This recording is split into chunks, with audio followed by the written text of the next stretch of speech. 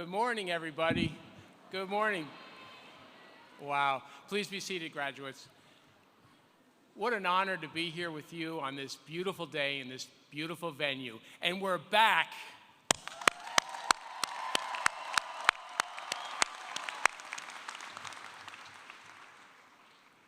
My name is Steve Fastook, and I'm the chairman of the Kean University Board of Trustees. And on behalf of the board and all of us at Kean, we wish you the warmest congratulations and salutations.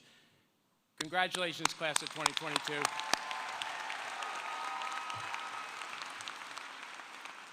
We welcome each of you to Kean University's Nathan Weiss Graduate Commencement 2022.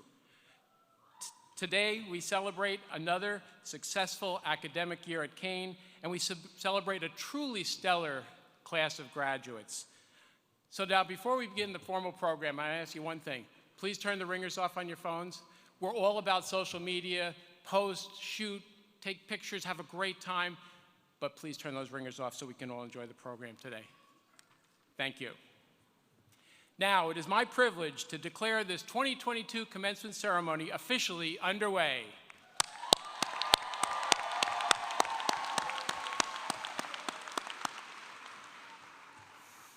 I now ask that all active service personnel and veterans stand and be recognized, especially Kenneth Murphy, U.S. Army Staff Sergeant. Kenneth carried in the American flag today. Thank you all for your service.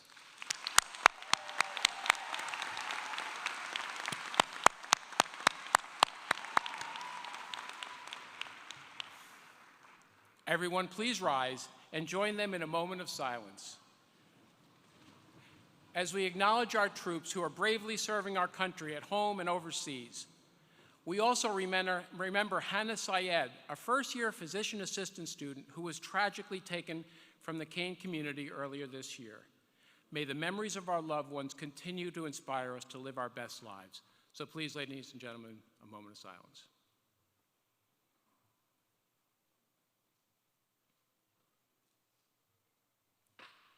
Thank you. Please remain standing for the national anthem as sung by Juliana Vieira, who, there she is. She graduates today with a master's in business administration. Also performing is American Sign Language student interpreter Sabrina Rempel.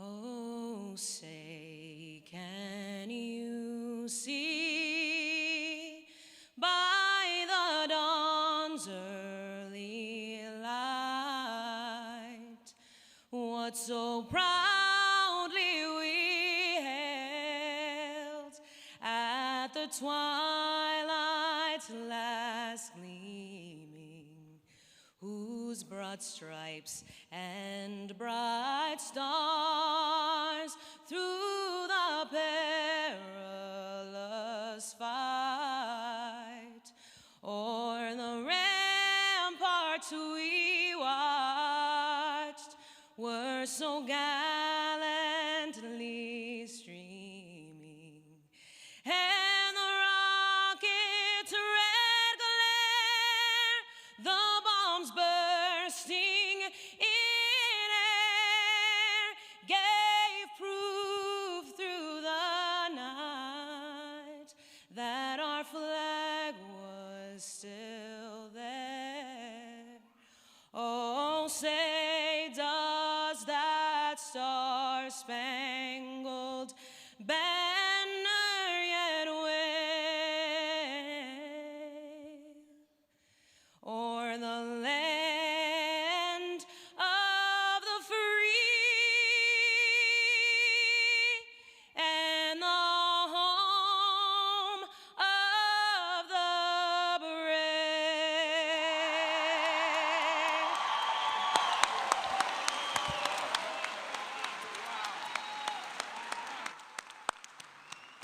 Beautiful, beautiful, Juliana. Wow, thank you. Please remain standing for the invocation. Sorry. Go on, back up there. Please remain standing for the invocation as delivered by Reverend William Sheridan, Kean University's campus chaplain. Reverend Sheridan? Good morning, and congratulations. Sorry to keep you standing. Perhaps we can just pause for a moment and place ourselves in God's presence. Lord God, creator of all things, true source of light and wisdom, lofty origin of all being, graciously let a ray of your brilliance penetrate the darkness of our limited understandings. Bless us this day with a strong desire for a knowledge of your truth. Look lovingly upon these graduates. Grant them a deep sense of gratitude for their accomplishments and a continued zeal for learning. Grant them the ability to share their knowledge with a waiting world and a generosity of spirit to be of service to others. We ask, too, for your blessings upon the Kean University community, its faculty, its students, its administration, staff, and benefactors. May this day, marking the commencement of our graduates, grant also grateful hearts for your profound goodness towards us. We ask this in your holy name. Amen.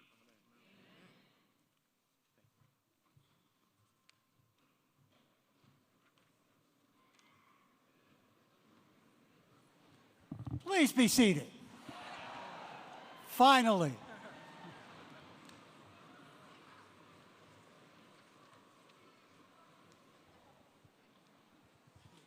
Good morning. Congratulations all. My name is Dr. Thomas Pistocchi. I'm Secretary of the Kean University Board of Trustees. Before I introduce our platform guests today, I'd like to thank our sign language interpreters, Tiffany Mosquera and Monica Rodriguez Nativo. Thank you.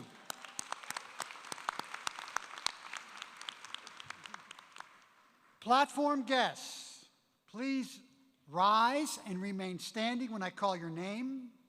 Audience, please hold your applause until all platform guests have been introduced. You really don't have to do that. If there's somebody you really like that we introduce, then I would encourage you vehemently to stand up and yell, "Thank you for all that you've done for me." So please feel free to do that. First and foremost, our Associate Professor of Elementary and Bilingual Education, who carries the university mace today, Patrick Ippolito.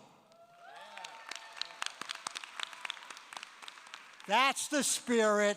That's a good guy. The CEO of the Kean University Foundation, William Miller.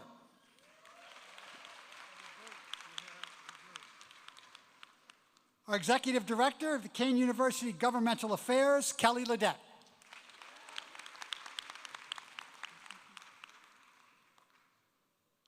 A gentleman you will know, or you will get to know and love, the President of the Kean Alumni Association, Ed Esposito. You've already met Father William Sheridan. Our Vice President for Enrollment Services, Marcia McCarthy. Our Vice President for Student Affairs, Matthew Caruso. The Vice President for University Relations and Alumni Affairs, Karen Smith. The Dean of Students at Wenzhou Kean University, Hana Zhu. Associate Vice President for Academic Affairs, Joy Moskowitz. The Associate Dean, the College of Liberal Arts, Dr. Elizabeth Hyde.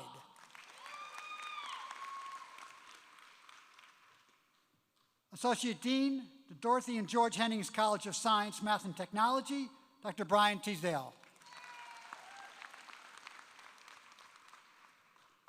Senior Vice President for External Affairs, Dr. Joseph Youngblood. Senior Vice President for Planning and Special Counsel, Felice Vasquez. The guy who controls our purse strings, the Chief Financial Officer, Andrew Brannon.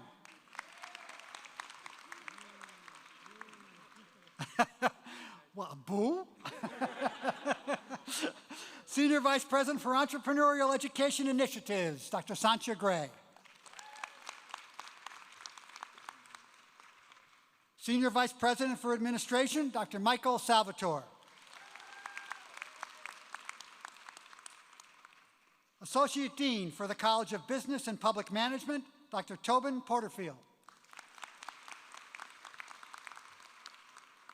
Dean, the New Jersey Center for Science, Technology, and Mathematics, Dr. Keith Bastian.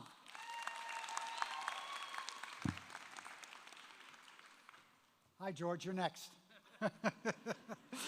The Dean of the Dorothy and George Hennings College of Science, Mathematics, and Technology, Dr. George Chang.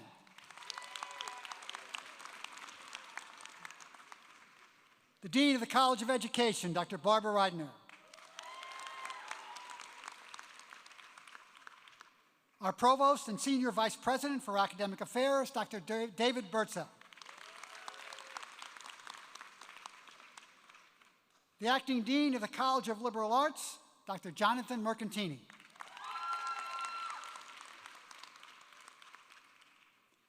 The Dean of Kean Ocean, Dr. Jessica Adams.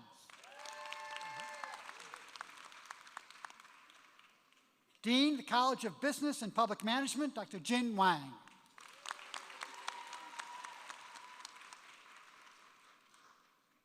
The Dean of the Michael Graves College, David Mooney.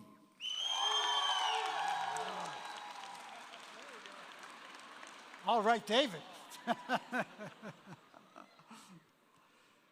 The Associate Dean for the Michael Graves College, Rose Ganella. I like hearing from these Michael Graves graduates.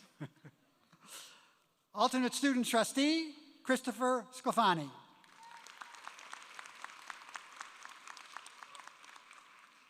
Long-term former chair and Kean Board of Trustees member, Ada Morell.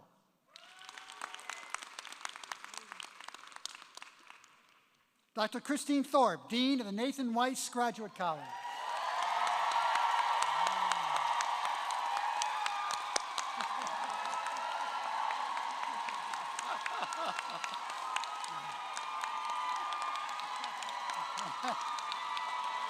Come on, let's get it up.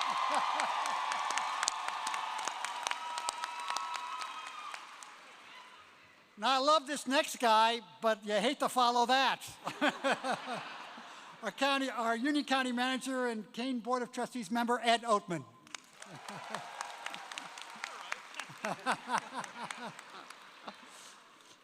Kean Board of Trustees member, Bertha Little Matthews.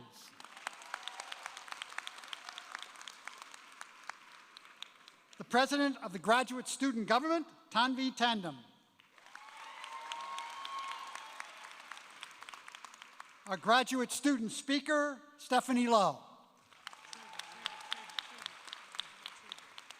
And last but not least, oh, Richard's not on it? How could I? Oh, excuse me.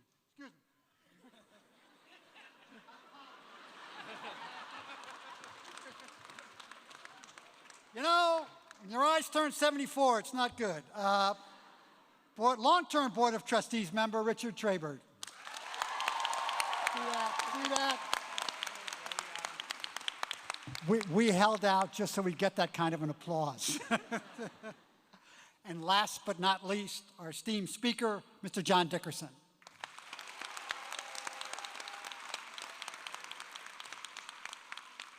The platform may be seated. Thank you. It is now my pleasure to introduce someone very familiar to all of you and to all of us. The President of Kean University, Dr. Lamont Repollet.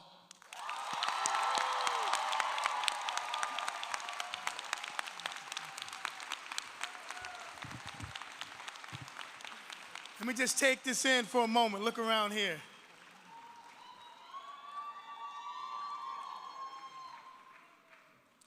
Thank you, Dr. Bostocki. And good morning to you, our graduates, our family, friends, and supporters who are here to cheer you on this very special day. I offer a special welcome to Commencement Speaker John Dickerson, members of the Board of Trustees, members of the University Administration, faculty and staff, and all the distinguished guests joining us today. We are all here to celebrate you, the class of 2022. Congratulations, you made it.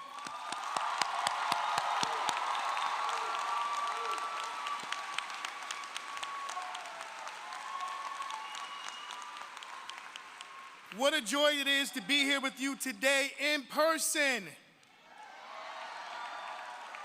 I have been the president of Kean University since 2020, and this is the first commencement ceremony I am presiding over at the New Jersey Performing Arts Center. As you know, the past 2 years we held a series of smaller outdoor commencement ceremonies at Alumni Stadium in response to COVID-19 pandemic. However, it's good to be back at NJPAC. You are still a beautiful sight to behold. Look at us. You should be proud of yourselves. We're extremely proud of you. Your hard work, determination, and focus have brought you to this moment. As you graduate with your master's and doctoral degrees and chart a new path forward in your lives and careers. Actor Chadwick Boseman once said, "Whatever you choose for your career path, remember the struggles along the way are only meant to shape you for your purpose. Your destiny brought you through a pandemic crisis that has shaped who you are. You came through smarter, stronger, more resilient, with new skills and experiences that you can now bring to bear in your careers. It may not have been how you wanted to be tested, but it was how you were tested, and you rose above. You embraced virtual learning, virtual clinicals, virtual research, and you continue to grow and develop in your chosen fields. You also navigated an economic crash, the rebirth of a nationwide social and racial justice movement, war in Europe, and politics that seem more focused on which side are you on rather than what you can do to help build a better society. Through it all, you persevered. Now take a moment, take a deep breath. Take a moment, let yourself feel the pride that comes from going the distance and arriving at this destination on your life's journey. It's important to remember you didn't get here on your own. You're here today thanks to the support of your professors, your friends, and your family, whether defined by blood or choice. They all deserve a round of applause and appreciation. So let's give our loved ones a round of applause.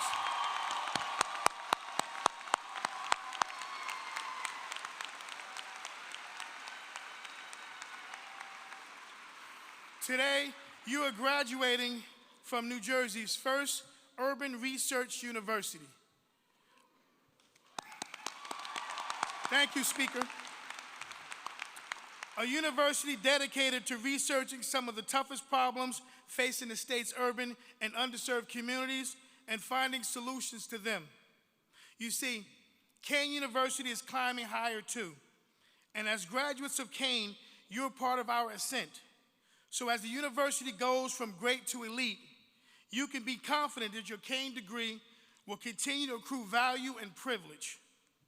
You are limited only by your own ambition, the choices you will make, and the effort you will undertake to build the life of your dreams.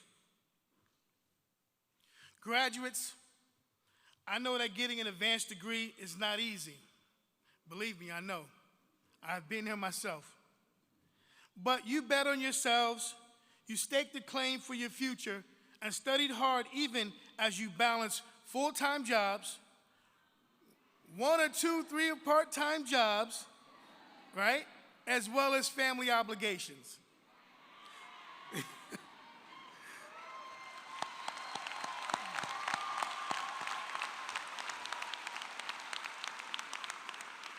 So I stand in awe of your accomplishments. More than a few of you have earned local and national awards and participated in grant-funded research and projects. Let me tell you a little bit more about the class of 2022. I'll start with Stephanie Poma.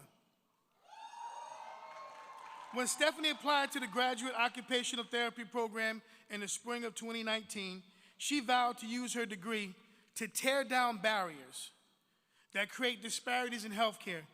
She already delivered on that promise, collaborating with others to educate interprofessional healthcare students about the signs of human trafficking. Well done, Stephanie.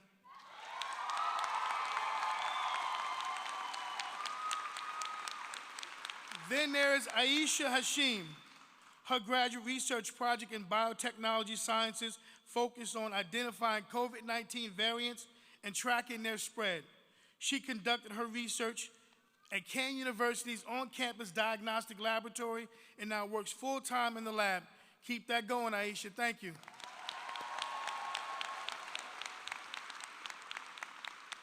This person here touched my heart. Casey Busiri.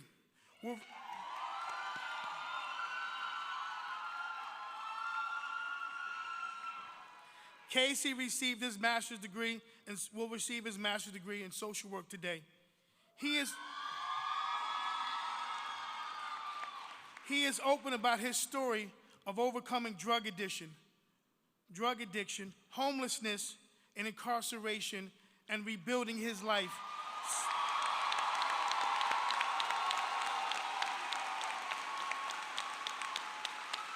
So that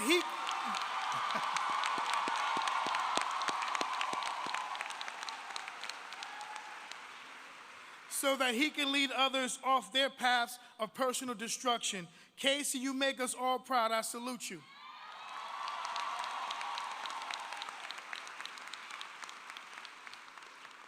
David Zito majored in math and science education and is graduating from the largest cohorts of the New Jersey Center for Science, Technology, and Mathematics Instruction and Curriculum Program since 2016.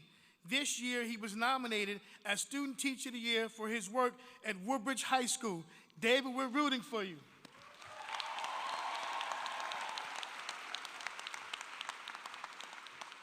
And finally, today marks an important milestone for the Masters of Science in Genetic Counseling program in the New Jersey STEM.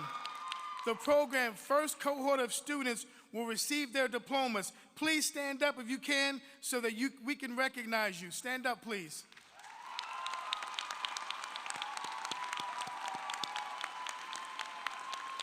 Thank you. Each one of you has your own unique story of scholarship combined with grit, resilience, adaptability, and hard work. Cougars, you represent the values of Kean University put in action. You contribute to Kean's legacy that honors diversity in all its forms, prioritizes equity and inclusion, and amplifies the voices of everyone in the community. Each of you has earned a degree that together will change the trajectory of your lives, than the lives that you touch. Your degree connects you to the great history of the university and to an alumni network 100,000 strong who are paving the way for you. Now it is your turn to build your legacy. Nelson Mandela said, "There is no passion to be found in playing small and settling for a life that is less than the one you are capable of living." As you sit here today, you might be experiencing some butterflies at the uncertainty of what lies ahead. It is my sincere hope that you believe as vehemently as I do that what is in you is stronger than is what is in your way. Your Kean education has well equipped you to handle whatever is placed before you. So I ask you, how will you use your unique experiences, skills, and knowledge to make a positive impact on our world? My parting wish is that you surround yourself with people who will foster your development, be of service, and lift others up as you climb. Choose to work and spend time in places that support your growth. Create spaces that actively prioritize diversity, equity, and inclusion. Recognize that failure is a powerful way to grow and learn. When you fail, and when we all do that at times, fail forward. Be extraordinary. Never be afraid to show up authentically so as to give others permission to do the same. Stay connected with us, and our Office of Alumni Engagement will also keep in touch with you. You are and will always be a part of the Kean family. Lastly, Cougars, whatever you do from this moment forward, continue to climb higher. Thank you, and congratulations, and God bless.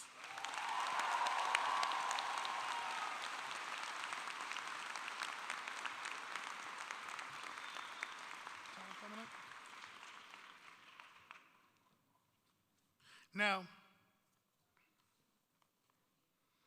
I know the past few years have created some unique challenges for you, but also know that you have emerged better and stronger having lived through them all. And as you move forward, know that you will continue to shine. Please enjoy the following presentations that celebrate your perseverance.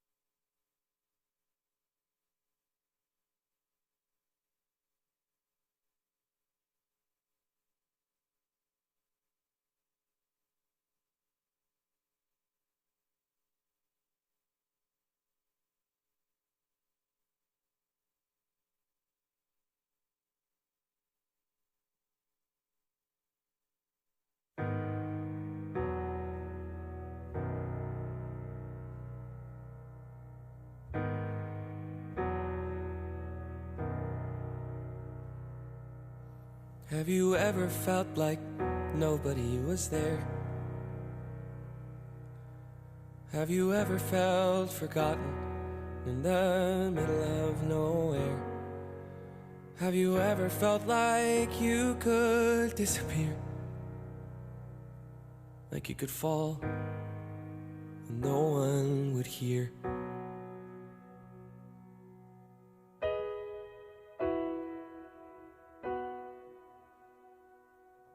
Well, let that lonely feeling wash away.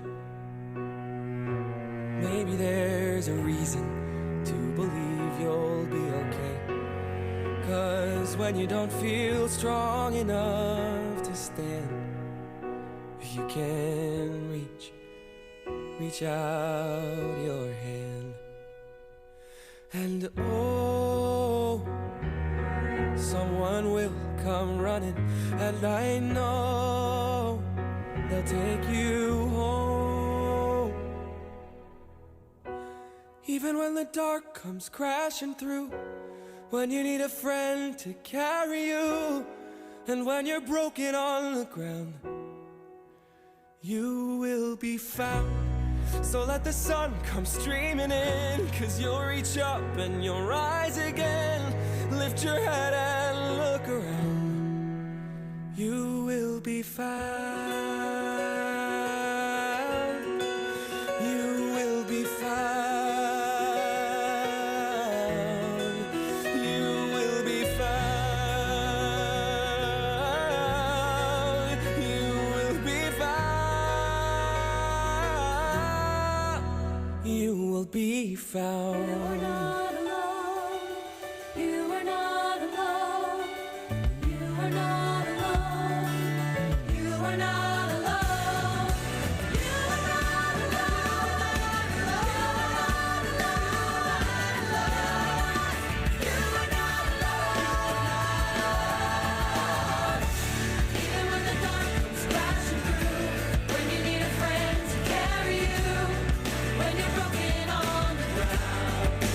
You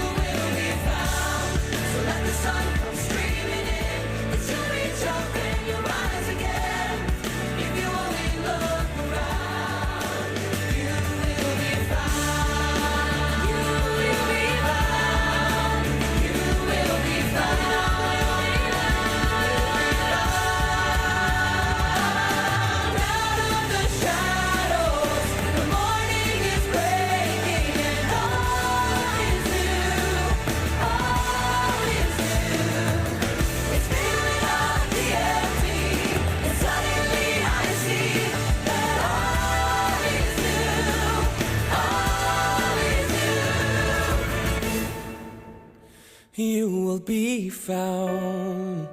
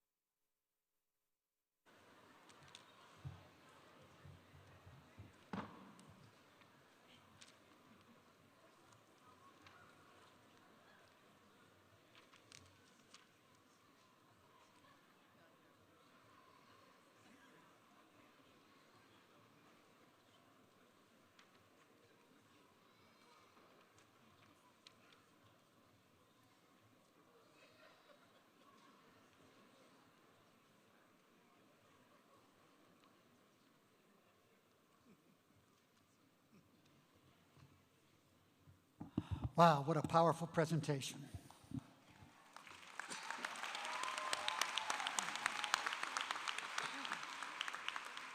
Let that be a reminder to you, even as you embark on a new chapter in your life, that the faculty and staff at Kean University will continue to be a resource for you. I am now excited and honored to introduce your commencement speaker.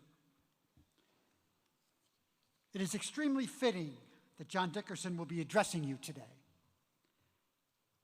In a news environment that is not always objective, John has always been a steadfast protector and champion of the truth, with an unwavering commitment to honor and integrity in his work. A CBS News chief political analyst, senior national correspondent, and CBS Sunday Morning contributor, John recently published his third book and second New York Times bestseller, The Hardest Job in the World, The American Presidency. He is also a contributing writer to The Atlantic, co-host of Slate's podcast, Political Gabfest, and host of the podcast, Whistle Stop. John started his career with Time magazine, covering economics, Congress, and the first of what would become 7 presidential campaigns. His influence on the news and politics of the day grew to make him one of the nation's most respected analysts as he took on leading roles as the co-anchor of CBS This Morning, anchor of Face the Nation, and chief Washington correspondent of CBS News. John has also been a contributor for 60 Minutes while serving as the network's lead political analyst. A recipient of the Ford Prize for Distinguished Reporting on the Presidency and the David Broder Award for Political Reporting, John is known for his pioneering use of social media. I highly recommend that you join the 2 million Twitter followers at J. Dickerson, who trust John for his smart take on our ever-changing news cycle. Ladies and gentlemen, please join me in welcoming your 2022 commencement speaker, John Dickerson.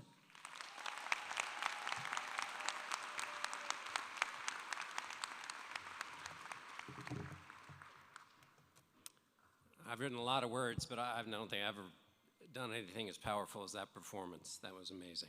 Thank you, Dr. Bastoki, for that introduction. Thank you to the Board of Trustees, to President Repollet. Good morning, everybody. To all the professors of Kean, congratulations to you. Thank you. Thank you for the profession you chose, and the way in which you carried it out with the care and dedication that you did. To the parents who are here today, who I can't see, but who are up in all of those high seats, who sacrificed and worried, I'm called to quote Mark Shields, a political commentator, who when he retired from the PBS NewsHour, he said that the lesson his parents had taught him that was the most important lesson is that we are all warmed by fires that we did not light, and we all drink from wells that we did not dig. That's a lesson parents teach just by being parents. And to the class of 2022, congratulations. This only happens once, so please give it up for yourselves again.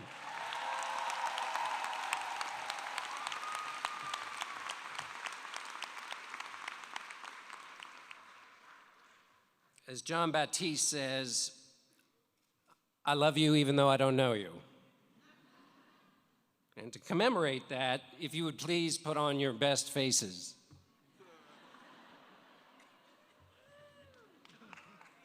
Thank you.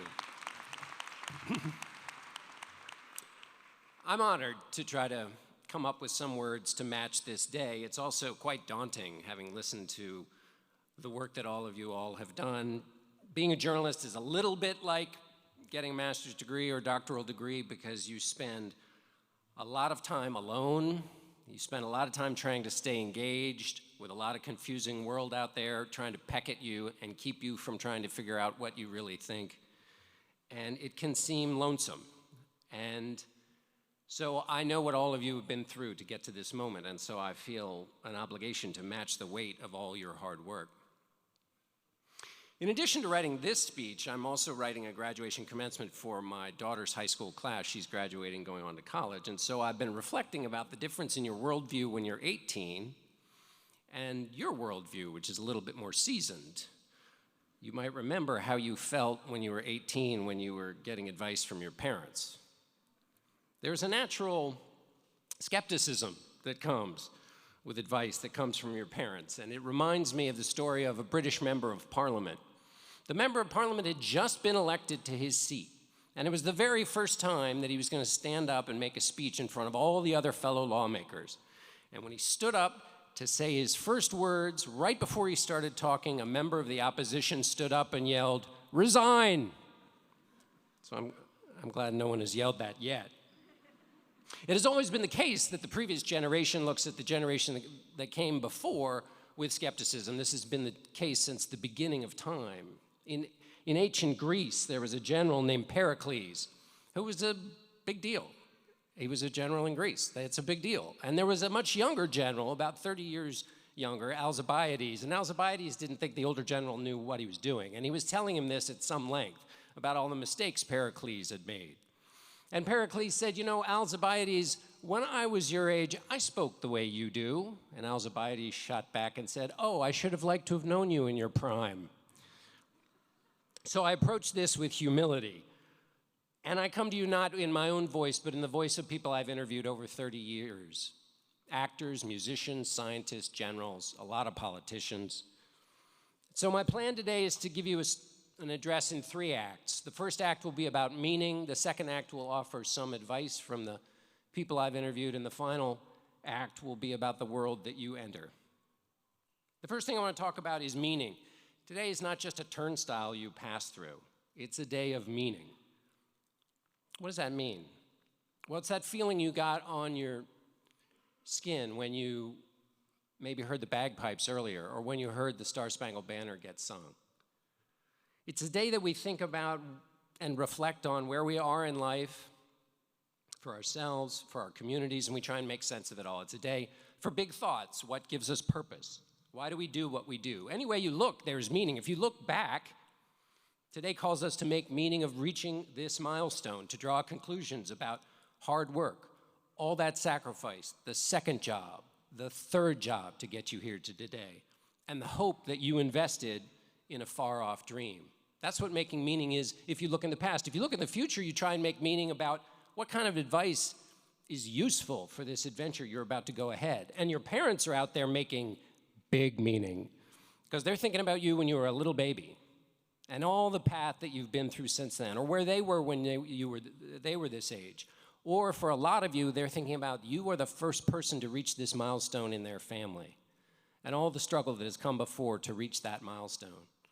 Dan Pink, who's an author who just wrote a book about the topic of regret, a bestseller, he came up with the idea for that book while he was at his daughter's graduation. It's a day of big meaning. But what happens in these days of big meaning is you have a revelation. You feel an entire year come down into one day, and then life gets busy, you move on. You don't stay in touch with meaning in the same way that this ceremony makes us think about it today. So I'm going to offer you a habit. And the habit is just this. On a regular basis, just ask yourself, am I being who I want to be right now? If we think about today's ceremony, the reason it feels so right is that we can all answer that question, yes. We feel we are doing what we are supposed to do at this very moment and being the people we want to be. And that feels good. When your actions and your values are aligned together, that's meaningful. So if you ask this question, you make it a habit, you think about these ideas more than just on a day like today, that's what I'm suggesting. And this idea isn't something I just pulled out of my ear. It comes from a phone call I've been lucky enough to be on for the last couple of years. It takes place once a month. And the people on this Zoom call are the people who live lives of the kind that you someday will. They are leaders in education, in business, in the theater. And the call was put together by a guy named Marshall Goldsmith. He's an executive coach, and he's coached some of the most renowned executives all over the globe. He's written a number of books that are bestsellers as well, and his latest book is called The Earned Life, and it's about this topic, how you can achieve something that is not only a big deal in everybody else's eyes, but that is meaningful for you. So I've been on these calls, and the participants in these calls, what they do is they bring puzzles in their life to get the advice of other people who are leaders in their fields. A lot of times it's practical stuff. How do I deal with a board of directors? But more often than not, the puzzles are the ones about meaning. How do I most effectively use my talents? What drives me? How can I put more of my energy towards what feeds my soul? And this search for meaning has led some of these leaders to ask their employees to go through exercises that help them find meaning. So one of the things they do is they ask a new employee to write the speech, even though they're a new employee, to write the speech that they want to hear given at their retirement party. Or they ask people to write the eulogy they would like delivered for them. And the whole point of these exercises is to give people perspective, to force a person to think about what is a meaningful life. And when you look way into the future, then you can start authoring that meaningful life now. And more often than not, these leaders on this call come back to this simple daily practice, which is asking themselves, in the moment, am I being who I want to be right now? So you can do this in little ways. Let's say you're in an argument, you're arguing with somebody, you're just waiting for the moment where they take a breath so you can jump in there and prove how right you are. If you stop and say, am I being the person I want to be right now, you might think, no, let me treat this person with more empathy. Let me open myself up to what they may be saying. And even if I don't agree with them, let me treat them with dignity. Of course, you can ask this question in gargantuan ways, too. When I sit down at my office, am I being the person I want to be right now? That can mean everything from, is this the firm I want to work for, the job I want, the city I want, the profession I want? These are big questions. You can't solve those in an afternoon. But asking yourself this question regularly, staying in touch with it, making it a habit, helps you build a system for coming up with the answers to those large questions over time. When I was invited here today, my assignment was to give thoughts and reflections on student empowerment and transition in a quickly evolving environment. Well, if you ask yourself, am I being who I want to be right now? That immediately helps you find clarity in transitions. And asking this question gives you steadiness in an environment that is quickening faster and faster than before. There are 4 reasons to ask this question. The first, it helps you make choices and sort decisions. That's always been an issue. Those of you who have had to live your life while trying to get your degrees, you know what it's like to make decisions and choices. There are lots of them, and there seem to be more and more of them every day. So when faced with a choice and you make a decision, you can ask yourself, would the person I want to be make the choice this way? Will making the choice put me in a situation where I'm the person I want to be? Inside of whatever answer you come up with, there will be a why you chose to be this person. And each time you sort a choice, you're having a conversation between your values and your ego. Using this as a habit helps you find the contours of yourself, discover your edges, construct a value system, an emotional, ethical architecture for keeping this search for meaning present in your life. The second reason to ask this question is that when they say happiness is a choice, optimism is a choice, answering this question in the moment, that's how you make happiness a choice. This is when you make that choice. Am I the person I want to be? I want to be an optimistic person. You can choose that if you ask yourself this question. Now, who knows what joy will mean for you? It might mean working late at night, fishing on the weekend, reading until you forget that you haven't had dinner. But if you ask this question, you will note when the answer is yes. And that'll be moments sometimes of wonder and joy. And you'll conclude, I want to do more of those activities, and you'll arrange your life so that there will be more moments when you say yes. And in those really hard moments, where you are not where you want to be, but you're doing it for some larger purpose, when you ask this question, you'll remember what that larger purpose is. And a lot of you in this audience have already had to do that, getting to where you are right now. The third reason to ask this question is that after you graduate, there won't be any more grades, which I'm sure is a delight to many of you. Give it up for no more grades. But the problem is, how will you measure yourself? How will you know you're on the right path? And if you're not on the right path, how will you adapt? So grades, as much of a nightmare as they are, they do provide a structure. So you now are the authors of your own structure. Am I the person I want to be right now? That's a little structure when those grades go away. And the worst thing, though, is if you go out into the world and you are graded. And the grading system out in the world, as many of you already know, it can be quite arbitrary. If you're a teacher, you will be graded on student performance on tests that don't measure whether you've really taught them anything. If you're in business, you'll learn about stock prices based on consensus earnings estimates. If you're in civilization, you'll be told it's the number and kind of cars, handbags, tailored shirts, watches that you should own that determine your value as a person. And if you don't know this, a salesman will be with you shortly. None of these systems of grades push you towards purpose and meaning. But if you choose a system of meaning, as provisional and messy as it's going to be, it helps you from linking your sense of yourself to your job or your possessions. Avoid having your ego so close to your position, said Colin Powell, that when your position falls, your ego goes with it. My favorite story about not letting other people set the agenda for you comes from baseball. Hank Aaron was at plate. He was playing for the Milwaukee Braves, and he was up at bat, and the catcher for the opposing team, the New York Yankees, Yogi Berra, was trying to get in his head. He was trying to distract him, so he kept saying, Hank, turn the bat so you can read the label on it. Aaron wasn't doing it. He said, Hank, turn the bat so you can read the label on it. And Aaron finally shot back, I didn't come up here to read. I came up here to hit. So when you might be tempted to give in to someone else's plan for you, just remember, you didn't come up here to read. You came here to hit. The final reason to ask yourself this question, am I being the person I want to be right now, is based on the principle articulated by Snoop Dogg. Stay ready, don't have to get ready.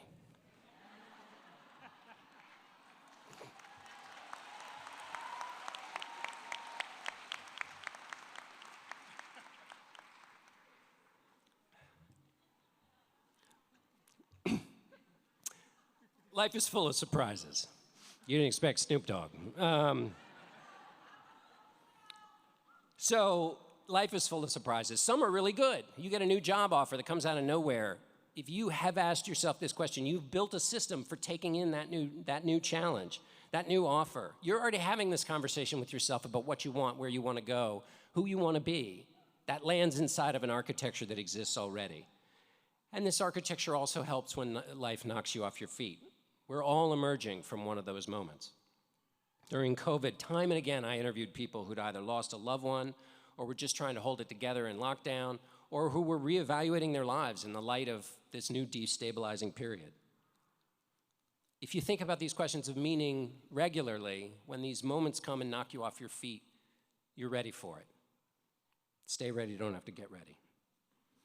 So, to review, ask this question to sort choices, find joy, grade yourself, and stay ready.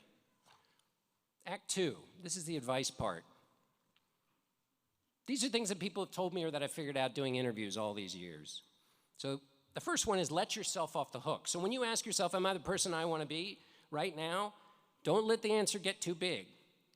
Keep it really small. The point of making this a daily habit is you turn it into an exercise, like prayer or meditation or working out. The gains happen when you do it a little bit every day. Carry this question with you like a nickel in your pocket. The most important thing is taking this question with you. Second piece of advice is watch the headlights. One way to be easy on yourself is don't rush to answer questions you aren't facing yet. Answer the questions that are in front of you. One of the best metaphors for life I've ever heard came from the writer E.L. Doctoral, who said that writing a novel is like driving a car at night. You can see only so far as the headlights, but you can make the whole trip that way. By all means, dream and dream big. But you don't have to see the path to your ultimate dream destination to get there. You just have to see 2 or 3 feet ahead of you. 3, if you love your job, you will work. As you enter the working world, those of you who haven't already been in it for a long time, you might get this piece of advice laid on you, which is from Mark Twain. He says, find a job you love and you will never work a day in your life. I don't think that's right. Pardon me, Samuel Clemens, Mark Twain. I think taking that advice to heart could cause you to look for something that doesn't exist on this planet. Work you love requires work. There is a partnership between love and worry and work. If you love something, you will worry. And the way to dispel that worry is work.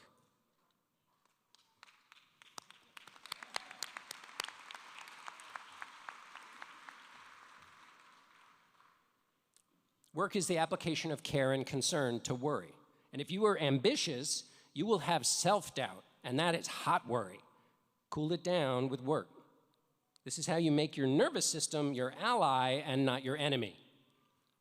If you hear a voice within you saying you are no painter, then paint by all means, lad, and that voice will be silenced, but only by working.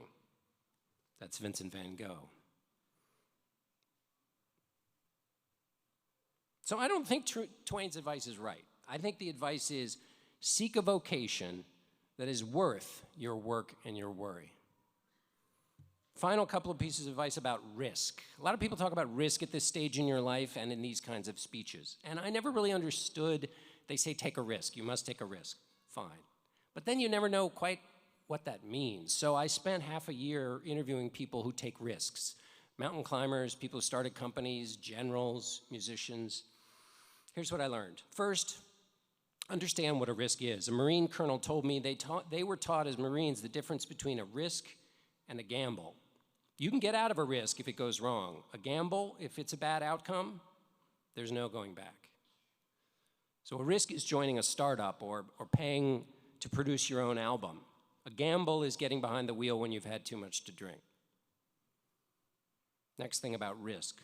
Leap on yes. So taking risks is good because it puts you at your limits. And when you're at your limits, you discover things that are true. But how do you find the limit? Well, if you're asking, am I the person I want to be right now? And the answer comes back no enough times, you'll probably have a pretty good idea where the limit is and what the person looks like who can say yes. They'll be really close to you. Well, go leap on yes. Go leap and be that person. They're right there. You've been asking this question.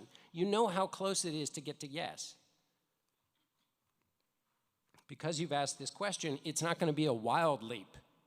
You'll know why you took the leap, and that's the key thing. You've been asking yourself this question. You know why you're taking the leap, which means you'll have some nourishment when you carry out the risk, because what they don't tell you when they say take a risk is that after you take the risk, it's really hard. But he who has a why to live for can bear almost any how. And let me add a little fact that you can investigate with your lives. The author Dan Pink, he's the one I mentioned earlier who came up with the book about regret while he was at his daughter's graduation. In his book on regret, he studied the social science research, and he found that regrets were stronger among people who didn't take a leap in a specific instance in their life. That was a stronger regret than the regret from people who did take a leap and failed. The pain from imagining the success you might have had if you took that leap is greater than the pain that you feel if you take a risk and you fall on your face. The final part about risk. Down climbing is a part of climbing. One of the people I interviewed was a mountain climber who, he and his partner go to places that no human has ever gone before and climb 4,000, 5,000, 6,000 feet in the air and put up roots where no human being has ever been before. His name is Eli Simon, and he told me a story about one night they were about 3,500 feet in the air. It was pitch black. They'd been climbing because the weather moved quickly, so once you get an open window, you have to keep climbing. They'd been up there about 20 hours. All they could see was the little pinpoint of light ahead of their headlamp going straight up in the ice and rock. And they, after about 20 hours, they reached a head wall. Now, a head wall is so much ice and rock they can't get around it. So it was cold, wet, climbing all day, and they reached a head wall. At which point, if I were narrating the story, I would have said, and that's when we died. But Eli told the story this way. The story of getting blocked in the dark 20 hours of climbing in the cold. He said, and so we came to a head wall, and down climbing is a part of climbing, so we down climbed a few hundred feet and found another way to ascend. And then he went on to tell the story. They made it to the top. He lived and was able to be interviewed by me. He described the prospect of spending hours more climbing back down, that's what down climbing is, and then having to go up again. He described that whole process like it was as difficult as changing a t-shirt. It was not. But because he had this mindset, he didn't freak out at the obstacle. They didn't get reckless or rush. They approached their journey with the recognition that the route is never straight. Down climbing is a part of climbing. The route is never straight. If you build that into your mindset as a normal feature and don't see setbacks as proof of your cosmic unworthiness, you will climb. Humanity is won, wrote Ralph Ellison, by continuing to play in the face of certain defeat. I hope some of that might have been useful for this next chapter in your life, but I also hope that you find what I say today useful because we really, really need you. A door is opened and let in the future, and it is an edgy future. We face complex challenges of climate change and racial justice and education and economic inequality and a continued readjustment across American life after the pandemic. And across the world, all the stitchings come undone. And because we're all interconnected, when stitches pop overseas, that affects us here. The future is here, and it's a troubling one. And so we need your passion. We need your vision. We need your questions. We need your fresh energy to attack these problems and to shore up our communities and help us all find a way in this transition in society. But we need you for another reason. To stand on the side of knowable things. Can I get a witness? Old truths in institutions are weaker than they once were. Leaders have failed us, the amount of information and choice has confused us, and there are some bad actors who create chaos in order to sell their brand of order. This means our shared foundations, the stage on which we all used to stand, that allow us to make progress. That's the same foundation that your learning is based on. Those shared foundations have been made weaker. In this environment, expertise, which is what your diplomas testify that you have, is under attack. The process of gathering information, analyzing it, and then drawing a conclusion that might be studied or refuted for the purposes of learning, that's all under question right now. We saw this at the height of the pandemic when medical and public health experts offering the best information they had at the time had to fight through skepticism and misinformation. People who should know better pushed treatments that had no basis in science at the cost of lives, including alternatives to life-saving vaccines. We see the same trends of mistrust in politics. We see the lack in trust in debates over what can and cannot be taught in schools. And the public forums designed to work out our disputes and uncertainties in politics and the workplace where we used to work out these disagreements, they're also under assault, largely as the result of some people who've made a systemic attack on the very nature of truth. So the foundations are weak, and the cement we use to shore up those foundations is watery. To rebuild, we need experts, just like you, who can use their training to meet the challenges of our moment and who can also stand as models of trust and character in their communities. What that means is taking the skills that you've used in class and taking them out into a skeptical world. You are stewards of knowledge now, which means you know how to figure out what is durable and true, and you know the limits of what can be known. Because one of the problems is not only people who are selling snake oil. We've also suffered recently from experts who have claimed to know more than is knowable at the time. So keep practicing the motto of this university, always learning, which means being open to different ideas so you're not blindsided by changing information. Stay skeptical of the latest and loudest and lean towards what your brains know is durable for tomorrow, and not just pleasing in this instant. Always seek to explain why you're doing what you're doing to a skeptical public, showing empathy for those who are confused by our busy world, and stand up against bad information and bad faith. As experts, you are a model, and people are watching. And those of us who believe in the accumulation of knowledge also owe a debt to those who came before us. As I mentioned at the top of my remarks, we are warmed by fires that we did not light and drink from wells we did not dig. We were all bequeathed the witness of those before us who believed in ideas like equity, equality, justice, progress, truth. Those were given to us in trust. And when those values are squandered for temporary profit or power or political advantage, we don't just dishonor our present moment. We dishonor those who handed those things to us, many of them who had to sacrifice deeply. The way they lived their lives made our lives more valuable, and we have a duty to hand off the same value to generations that come after, who will need us to keep the foundations of knowledge strong so that they might have a chance to grow and increase the share of liberty, knowledge, and justice. It's hard to do. There are a lot of temptations to do the easier thing, to squander our attention, to think narrowly and in our own interest. But the last thing I would leave you with is in difficult times, it's also a blessing because it invites greatness. The preacher, Harry Emerson Fosdick, gave a series of sermons during World War II that I started reading at the beginning of the pandemic, when I, like a lot of us, were looking for meaning in those incredibly destabilizing times that we didn't know would last as long as they did. Fosdick wrote, "Some eras are like a lullaby, some are like a spur. Which in the end will be greater?"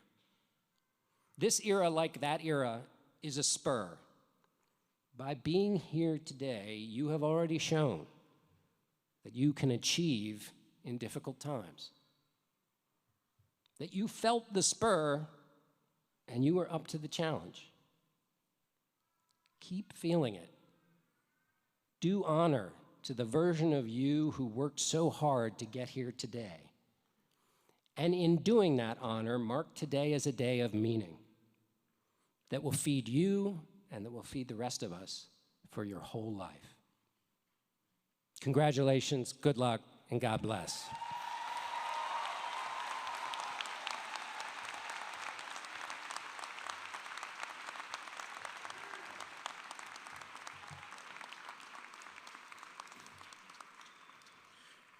Thank you, John. You're an inspiration to the students here at Kean and across the nation. Stand up for me, Steve.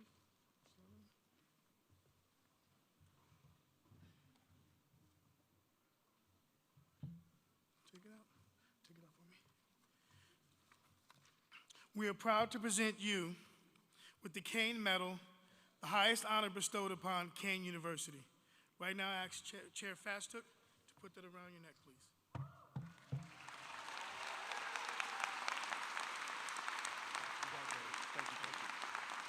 Take a picture.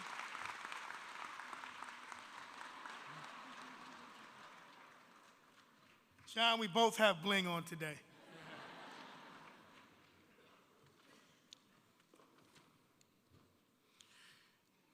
Please welcome the Dean for the Nathan Weiss Graduate College, Dr. Christine Thorpe.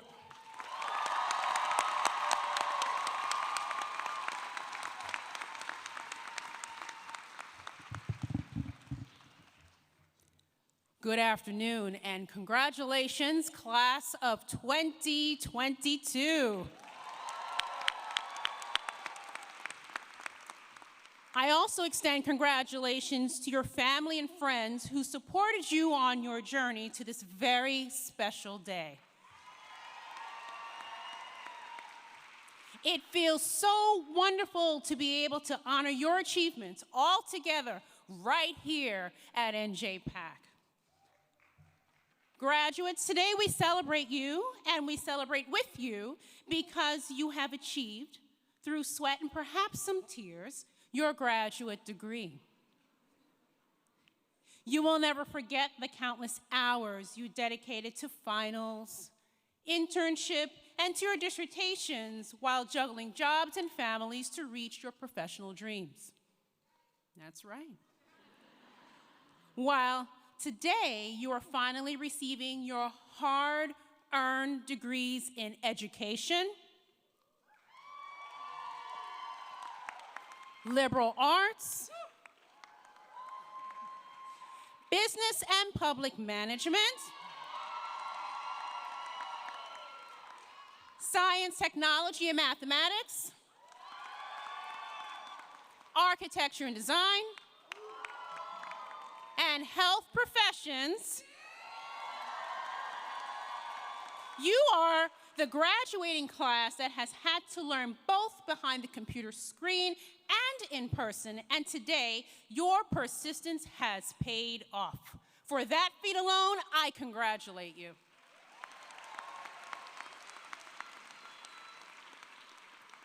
As the class of 2022, I'm going to share some interesting facts about how you are the most unique graduating class of all. Did you know that in the class of 2022, 26% of you are first-generation graduates to earn graduate degrees?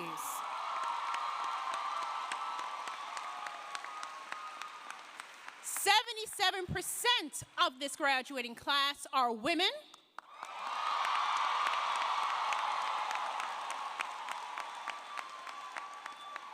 46% of you are from underrepresented minoritized groups. We have graduates here who range in age from 22 to 73 years old. And we have 7 graduates who are veterans. One other interesting fact about this class is that we have graduates who originally come from 22 different countries around the world. All of these facts speak to the beautiful diversity we are so proud of at Kean University, a tapestry skillfully woven that is embodied in the class of 2022. Each of you carry the torch that empowers you to shine and champion diversity, equity, inclusion, belonging, and access in your respective fields, recognizing that there is always room at the table if you make room. We are blessed to be living in a time in our history when we can shape our environment to reflect who we are today. As you begin this new chapter in your lives to climb higher and make your mark in your careers, consider how you will individually and collectively create change as upstanders and not as bystanders. You are more than equipped to do so because you are and will forever be Kean. Congratulations, class of 2022.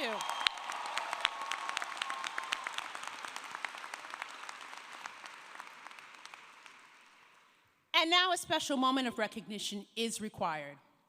There is a select group of graduates who have earned the honor of distinction. Graduates of distinction have a perfect 4.0 grade point average and commendation on the comprehensive exam. Will the graduates of distinction please rise? Congratulations.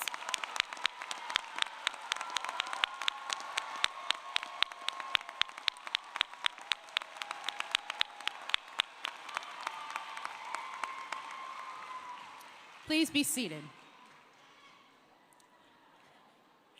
Next, we are proud to include students who are graduating from our online degree program. These students have used modern technology to its full potential. Please join me in honoring these resourceful group of candidates.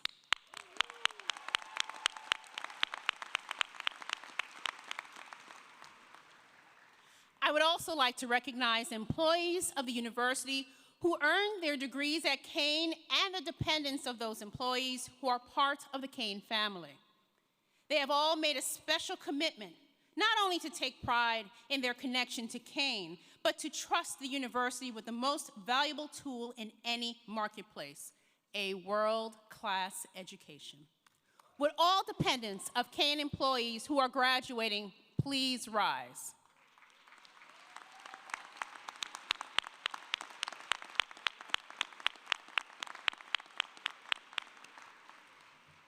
Would all Kean employees who are graduating please rise? All right.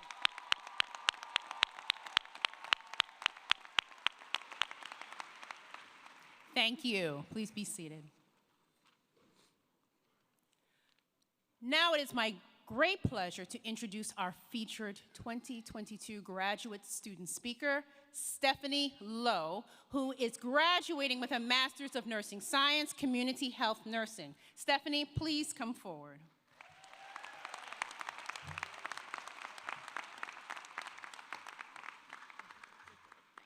Thank you. My fellow graduates, esteemed faculty of Kean University, family members, and friends, it is with great honor and privilege that I stand before you today. My 11-year-old niece, Jaden, recently asked why I'm still at school at my age. After all, I have a job. That should be the end of it, right? Why bother continuing your education when your parents aren't making you? The pursuit of a graduate degree is not an easy one to take, especially during the past 2 years. We have all faced tremendous amounts of change and adversity, illness, loss, and grief, socially distanced and often faceless virtual gatherings, financial hardships. Some of you have had to figure out how to juggle your education while managing your children's homeschooling at the same time. Others are frontline workers like myself and have learned to cope with the seemingly endless number of surges, variants, and ever-changing protocols. And, of course, we cannot forget the great toilet paper shortage of 2020. We have all been challenged every day leading up to this, and I am proud to say that we persisted, rising up to meet that challenge. We did it because we are driven to improve ourselves and our circumstances. Some of us may aspire to make great change. Others might have quieter ambitions. Regardless, we are now in the position where we can inspire others and perhaps make a difference that will help shape the future.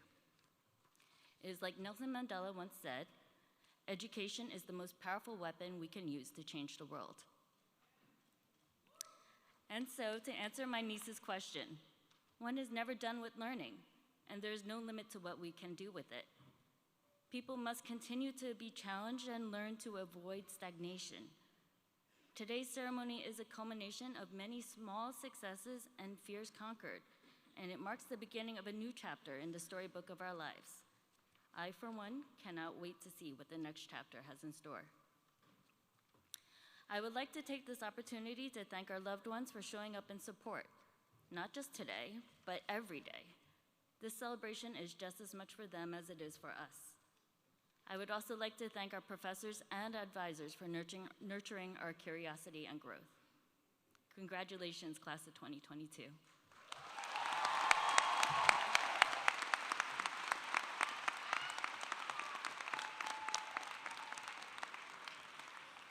Thank you, Stephanie. Now please welcome Tanvi Tandon, President of Graduate Student Government. Tanvi is graduating with a Master of Public Administration in Health Sciences. Tanvi, please come forward.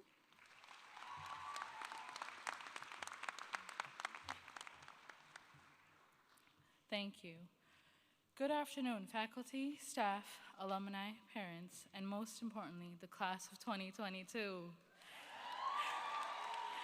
Congratulations, our hard work paid off, and here we are, recognizing our achievements and success.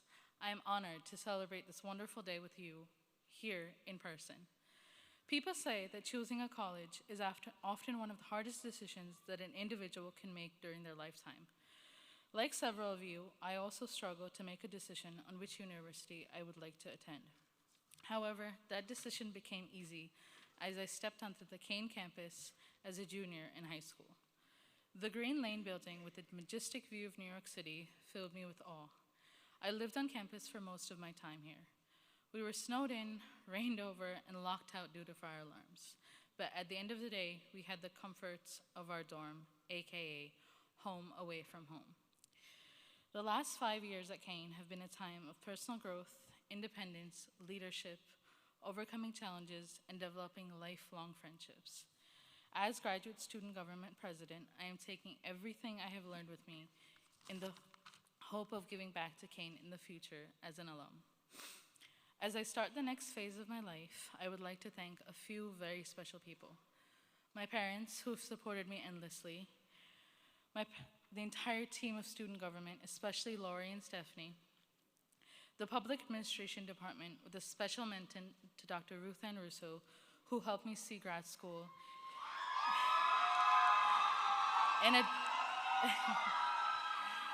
a different perspective. I will admit I came to grad school right after undergrad and after being online my entire senior year. It was an overwhelming feeling in the start. Dr. Russo helped me put things in perspective, understand the work, and deliver. Today, I stand here proud, basking in the glory of a monumental achievement. Once again, congrats to us, the class of 2022. I wish you all the success, happiness, and good health. Thank you.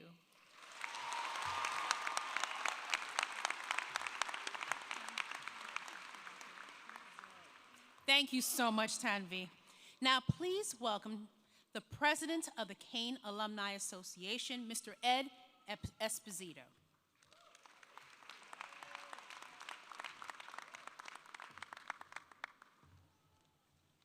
Congratulations, graduates. I'm delighted to be here today, not only to celebrate your graduation, but also your induction into the Kean Alumni Association, which happens at the end of this ceremony. We look forward to a long and happy future together. I would also like to invite you to your first alumni event, a baseball game and picnic held at the Blue Claws Stadium in Long Branch, New Jersey. The game will be held on Sunday, June 5th at noon. Watch for an alumni email invitation or check our alumni website. Hope to see all of you there that day. As you will soon be Kean University alumni, please join singer Esther Choi, who is graduating today with a Master's of Science in Genetic Counseling, and signer Lisa Makaludis, who is graduating with a Bachelor of Arts in Speech, Language, and Hearing Sciences on Thursday, as we perform the Alma Mater, our traditional school song. Please rise and refer to the printed lyrics that can be found on the last page of your program.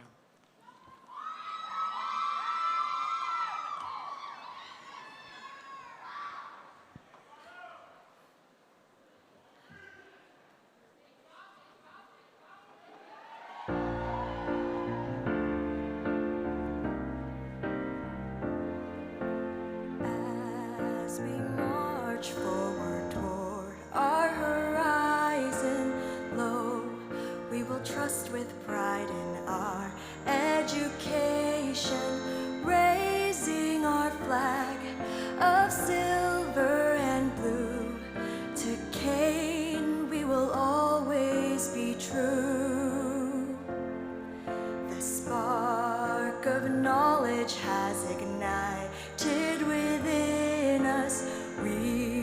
go forward, spreading light to all around us. Our future is clear, and we're grateful to thee. To Kean we sing our loyalty. So we rally round and stand here before her, the pride of the Garden State, with reverence and honor, knowing our purpose is strong and true. We lift our voices and we rejoice in Kean University.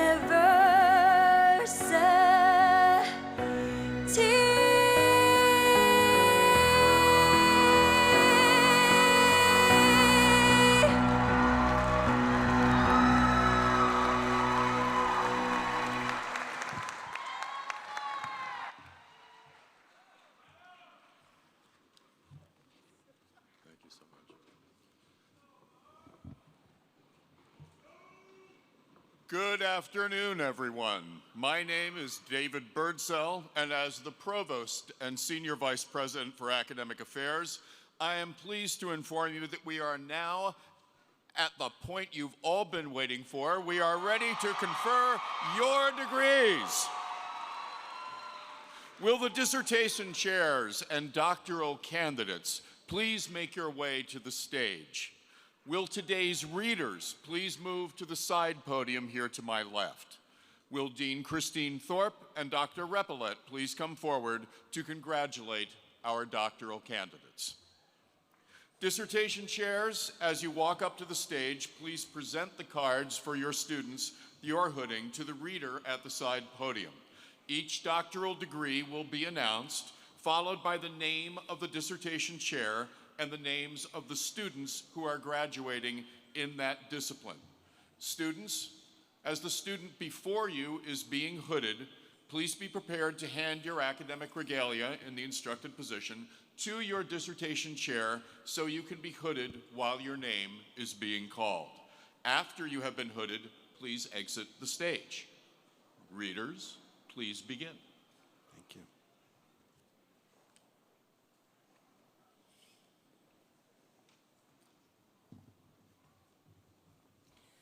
The following students are candidates for a Doctor of Occupational Therapy degree. They will be hooded by their dissertation chair, Dr. Claire Mulry. Susan Ellen Kushner.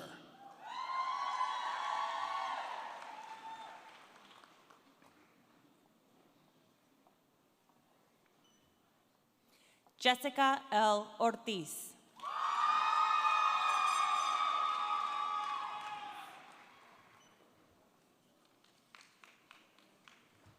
The following student is a candidate for a Doctor of Occupational Therapy degree. He will be hooded by his dissertation chair, Dr. Lori Nis Matthews.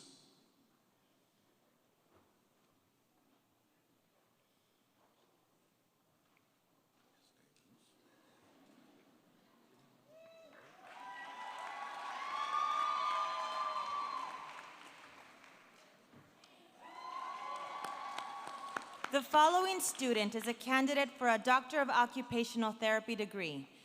He will be hooded by his dissertation chair, Dr. Marianne Moran. Eric Michael Horn.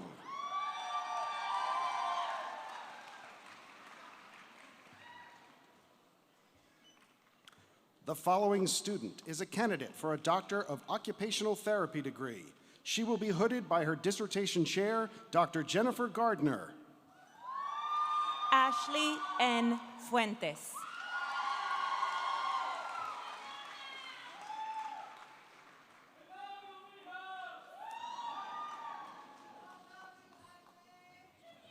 The following student is a candidate for a Doctor of Occupational Therapy degree. She will be hooded by her dissertation chair, Dr. Danielle Chenti. Molly G. Dunn.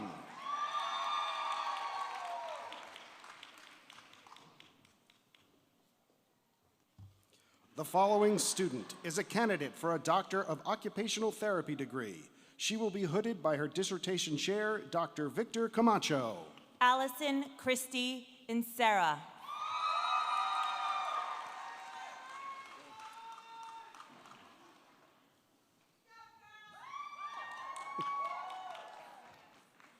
The following student is a candidate for a Doctor of Psychology, Combined School and Clinical Psychology degree.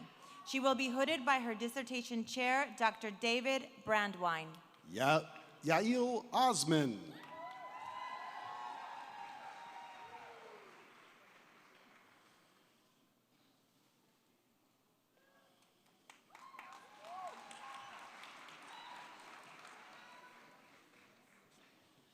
The following student is a candidate for a Doctor of Psychology, Combined School and Clinical Psychology degree. He will be hooded by his dissertation chair, Dr. Jennifer Block-Lerner. Anthony Fortuna.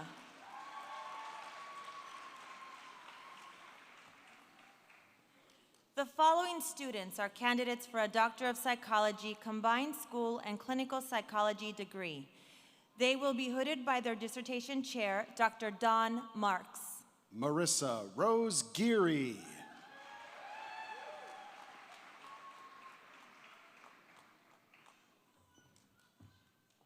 Kristen Pontillo.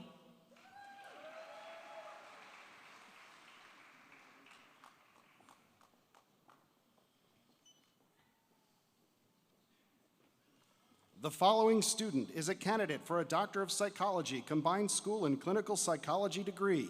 He will be hooded by his dissertation chair, Dr. Adrian Garrow. Jared Brooks Hammond.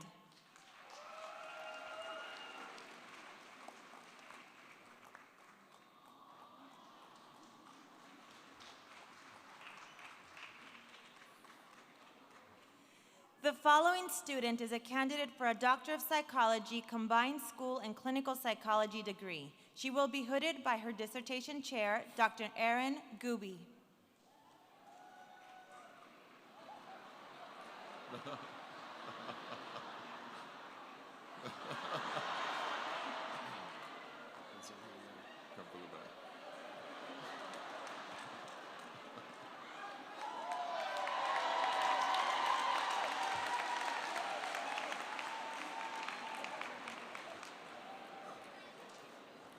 The following students are candidates for a Doctor of Psychology, Combined School and Clinical Psychology degree. They will be hooded by their dissertation chair, Dr. Carrie Giordano. Bracha Katz.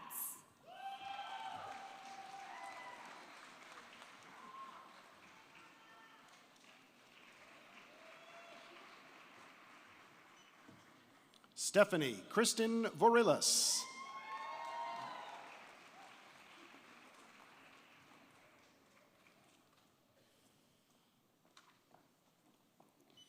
The following students are candidates for a Doctor of Education, Educational Leadership degree.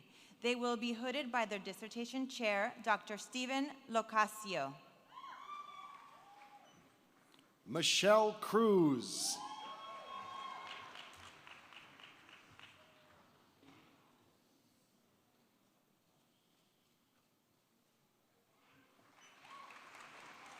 Yoniel Lopez.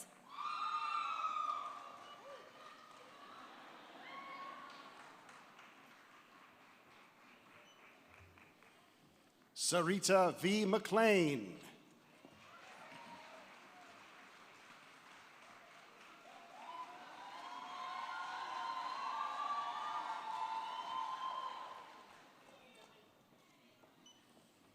The following student is a candidate for a Doctor of Philosophy in Counseling and Supervision degree. She will be hooded by her dissertation chair, Dr. Michael Bobbitt. Jennifer K. Dixon.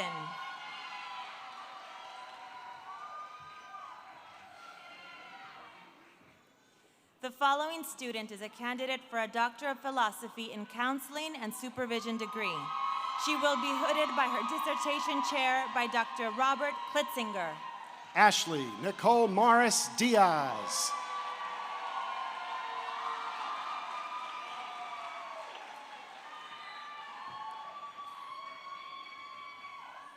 The following student is a candidate for a Doctor of Philosophy, Nursing Educational Leadership degree. She will be hooded by her dissertation chair, Dr. Ibithal A. Masakumi. Tamila A. Purpuro.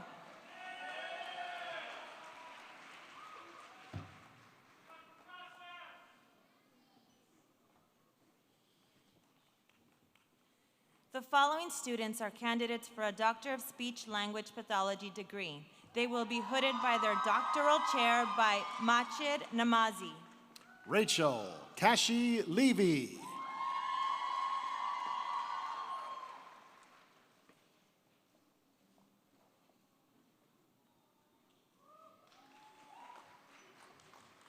Megan Teresa Pampadrea. Stacy Perez.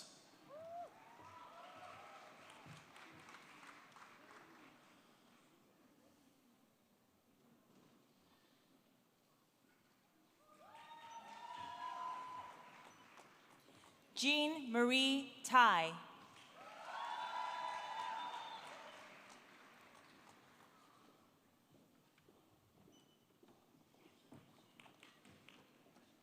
The following students are candidates for a Doctor of Speech Language Pathology degree. They will be hooded by their doctoral chair, Dr. Sarah Patton. Gabriela Barone.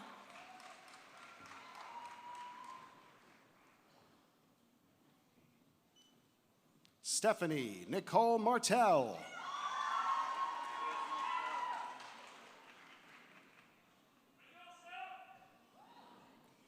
Geneva Main.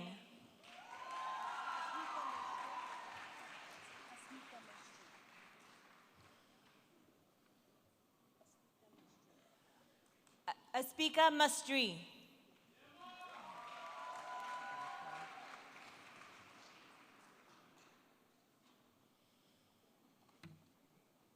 The following students are candidates for a Doctor of Physical Therapy degree. They will be hooded by their dissertation chair, Dr. Elizabeth Locke. Melissa A. Aversa.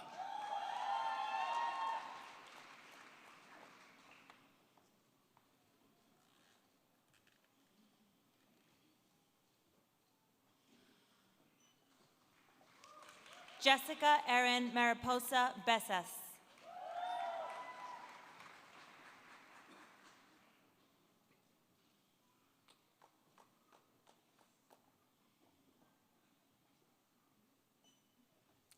Lacey Janelle Rishi Burton.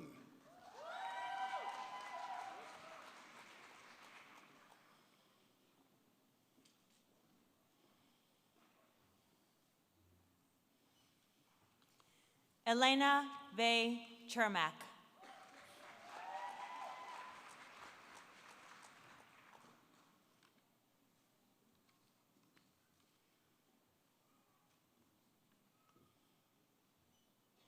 Eric Peter Coluccio.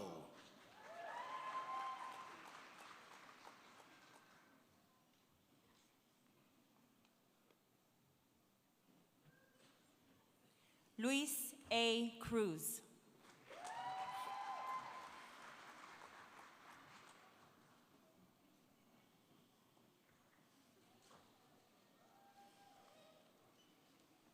Dara Nicole De Palma.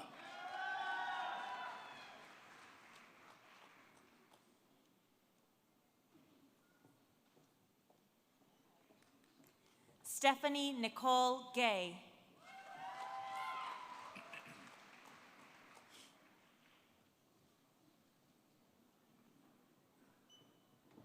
Fernando Enrique Gomez II.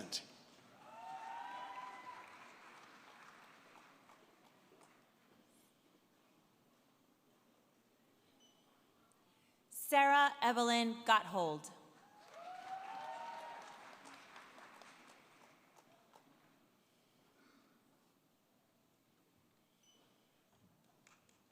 Razia Hasanovic.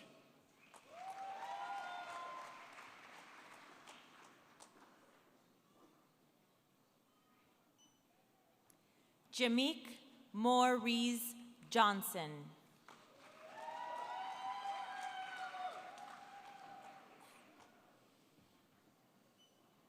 Brittany Ann Little.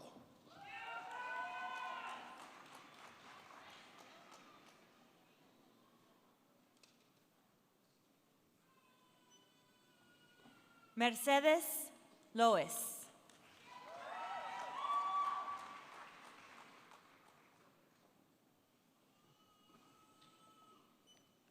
Connor McGlynn.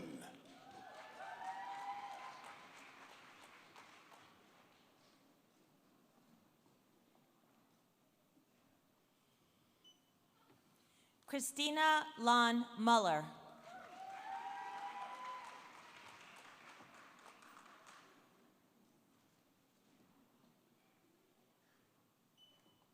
Jessica Ray Opdyke.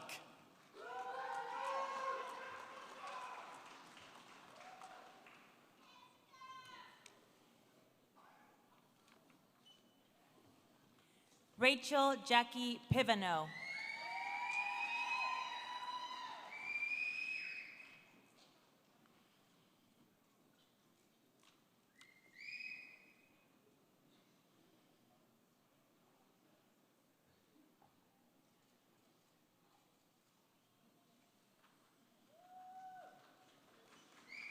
Michael P. Snellen.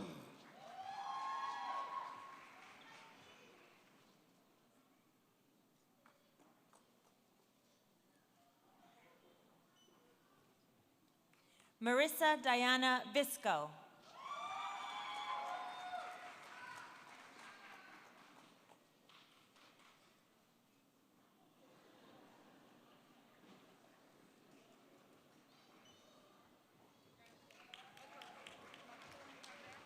The following students are candidates for a Master of Arts degree in psychology.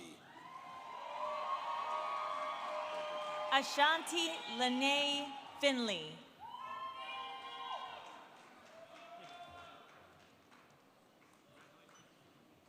Javia Leah Hall. Javay Leah Hall. Sandra Marie Robinson.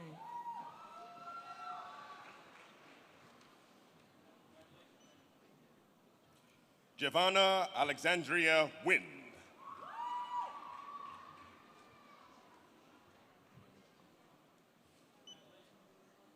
Aruj Iqbal.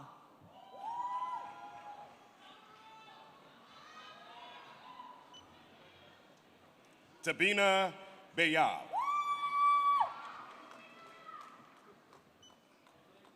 Kaylin Michelle Gerald. Nolvia Jalissa Lopez Morales. Jezebel Arredondo. Besa Capri. Michael Anthony Callahan. Bianca E. Mercado. Ashley Lauren Geiger. Claudia K. Corley.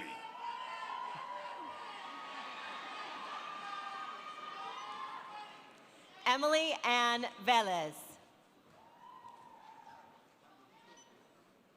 Catherine Elizabeth Porta. Shannon Marie Gabirgas. Isaiah Javon King. Begum Sabanki Gursoy. Amanda Barrios. Jared David Murillo.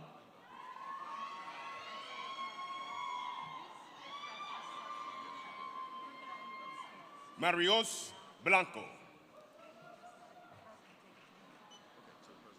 Victoria Marie Cataldo. Denise Sanchez. Sheena Mary James. Rachel Teriqua Nekum. Heather Lakehitham. Bryce Gregory Weezer.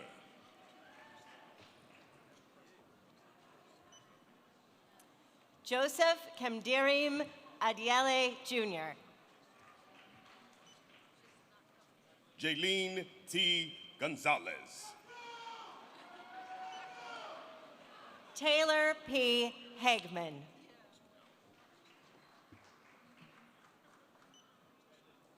Angie Garzon Nunez. Lauren Chizoba Adelaide. Jacqueline Ruiz Castaneda.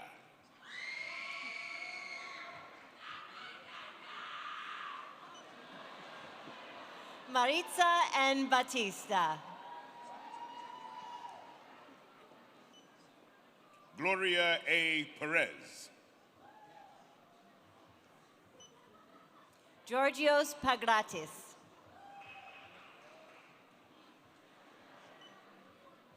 Lorena Christine Arias.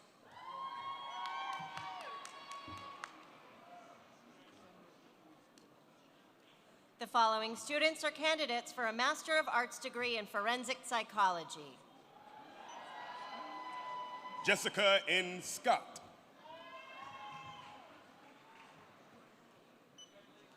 Erica Renee Young.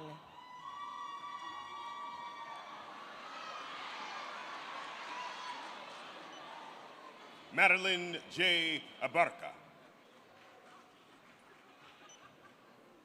Kaylin Marie Olivats.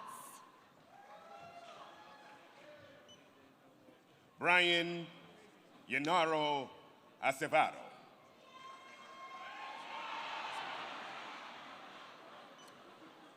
Sofia Geraldes Enyes. Megan Austin McQuaid.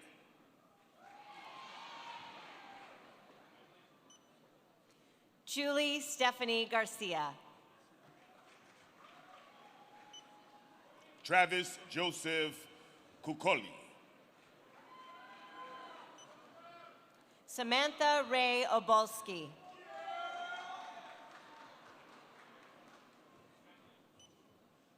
Alexandria Lynn Lopez.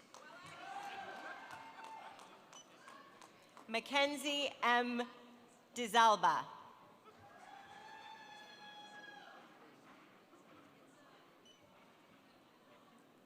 Arleda Yudelka Espinal.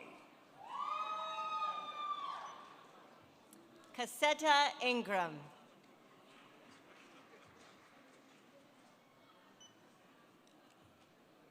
Melanie Joan Salas.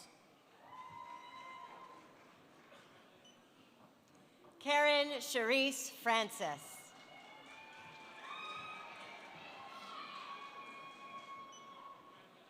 Frankie Denise Ramble. Geraldine M. Reyes. Orlando Argenis Reyes. Emily Rose Mazuro. Caitlin Nancy Natali. Katrina Marie Carroll.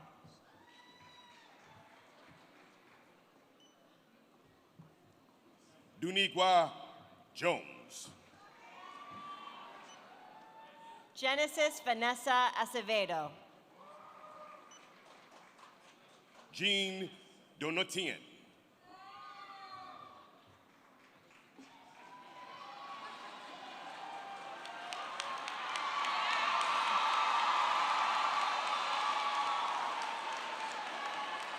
The following students are candidates for a Master of Arts degree in Marriage and Family Therapy. Fredelyn Lebron.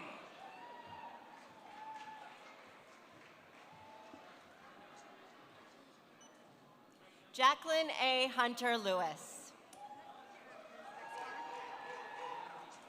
Bernice Lee.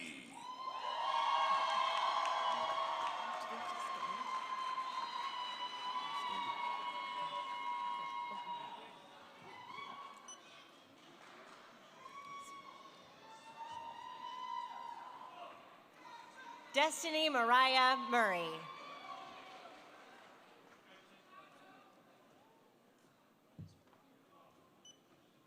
Catherine D. Perez. Rima K. Patel. Anna V. Kerr. Maciel Jimenez.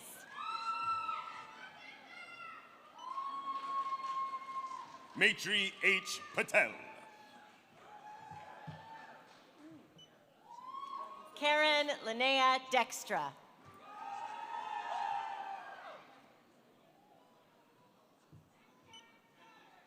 Ulissa Aquino.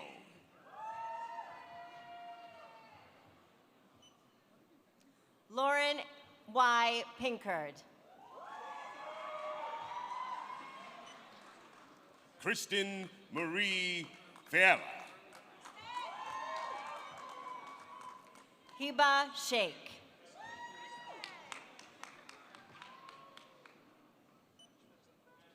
Maureen Doss.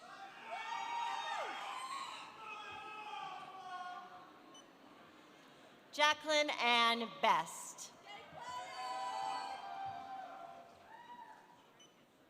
Rebecca St. Louis. Naomi Goldman.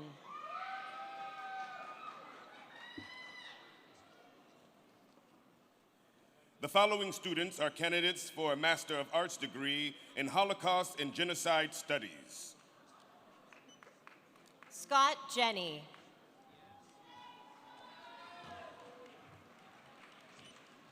Stephanie Jean Reese.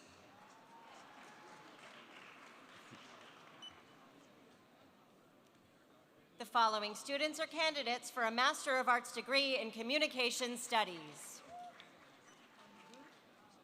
Edwin H. Smiley III.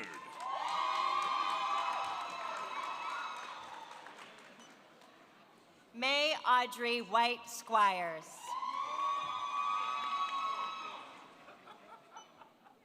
Brianna Latrice Holmes. Dominique Michelle Douglas. Jamie Joanne Boyd.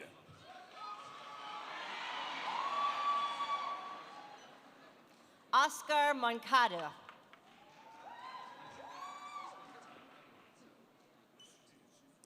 Carolina A. Guerrera.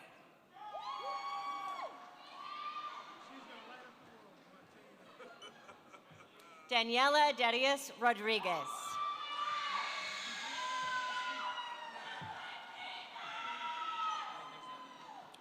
Marie Esther Ahon Ba. The following students are candidates for a Master of Arts degree in English Writing Studies. Jasjil Lorraine Bagal.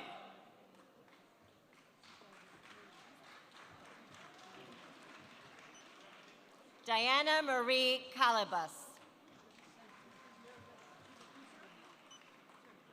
Bailey Dominique Vick.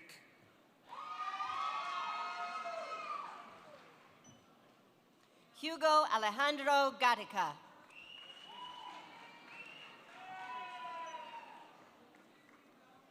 Sananda Kashik.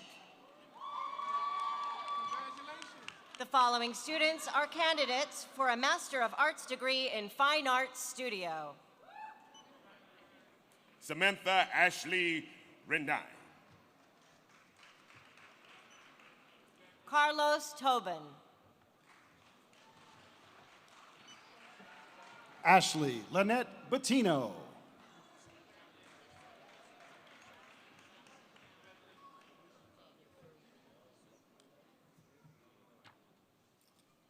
The following students are candidates for a Master of Arts degree in Fine Arts Education. Jessica Christina Santos.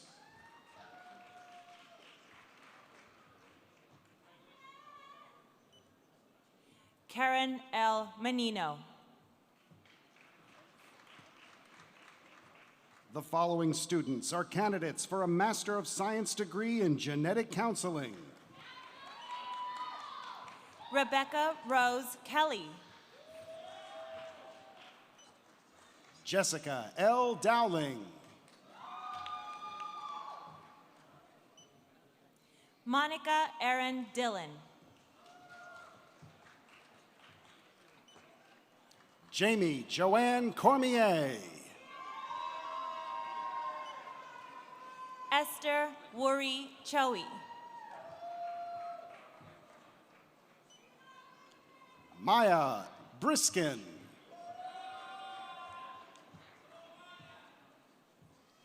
The following students are candidates for a Master of Science degree in Biotechnology Science.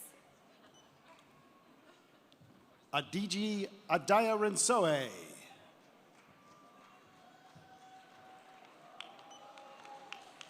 Juna LaRoche.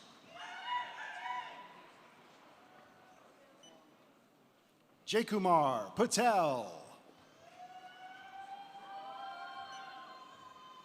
Beanie Modi.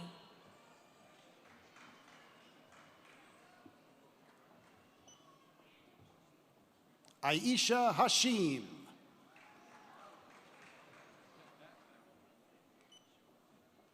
Nazende Zeren. Savani Ajipa Patel. Adrian Sean Gaorin Dizan. Nakisha Myri Melendez. Jada A. Jones. Wilma Oz.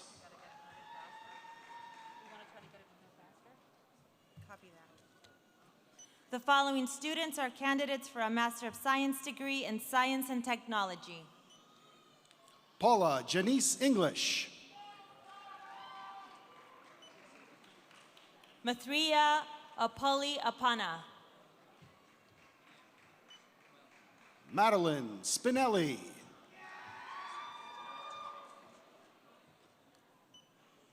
Milton Jose Sanabria. John Michael McAvoy.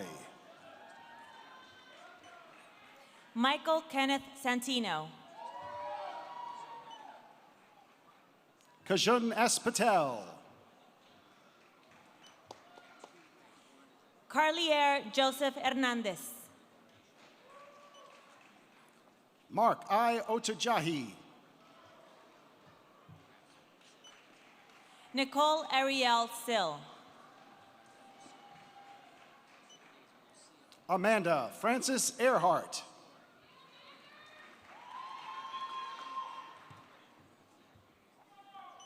The following students are candidates for a Master of Arts degree in Instruction and Curriculum. Katie Krista Pelegi. David Zito.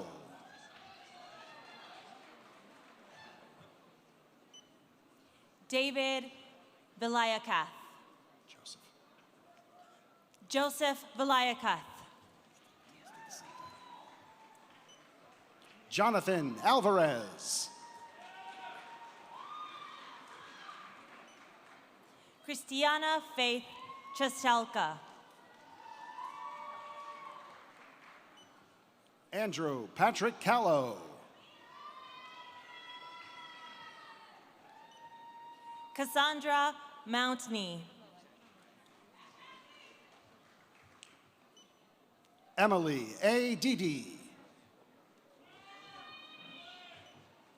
Julia M. Sapia. Julia C. Saladino. Robert Anthony Alves.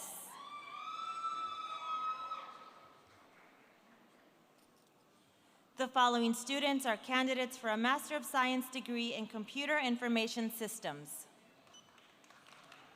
Ariana J. LeCue.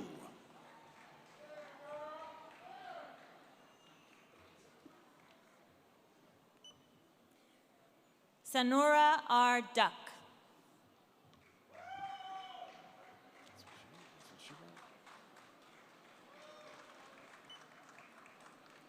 Amirtha Raghathadman. Daniel Eduardo Ojeda. Andres Alraz Guevara. Patrick Seguin.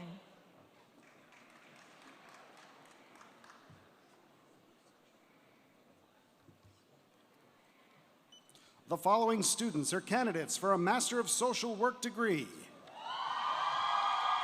Melissa Penas.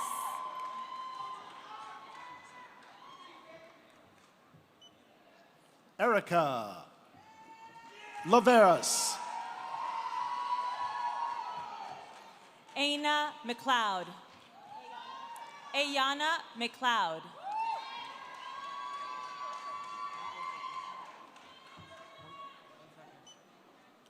Tina Matiatos.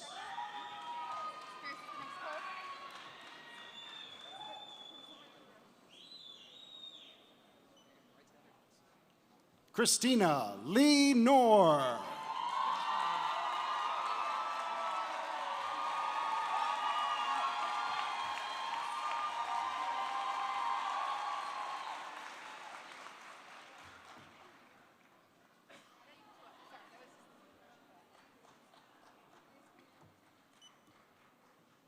Kashanda Alice Pamplin Grant.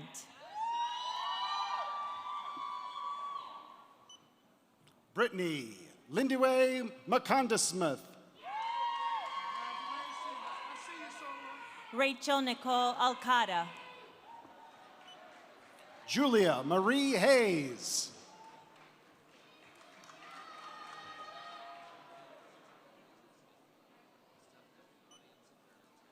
Taisha Denise James.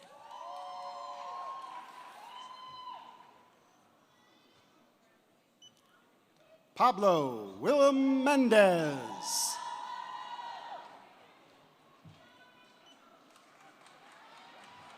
Vilquis Paulino.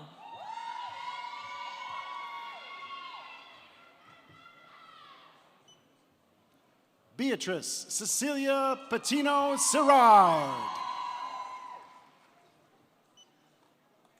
Jacob D. Savitt.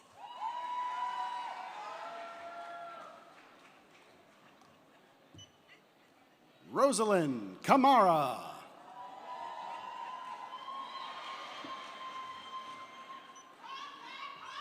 Keisha Gael Jean-Pierre.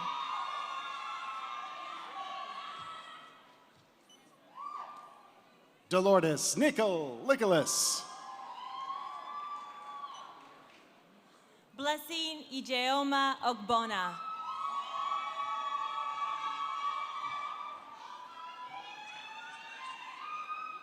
Rusalind De Haiti. Jahana Graves.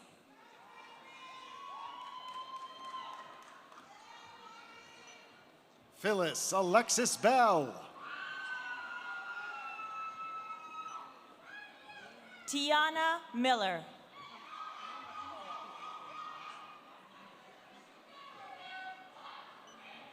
Monique Castillo.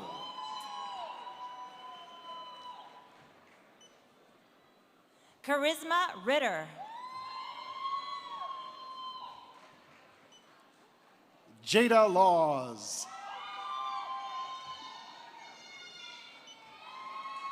Aisha L. Watson.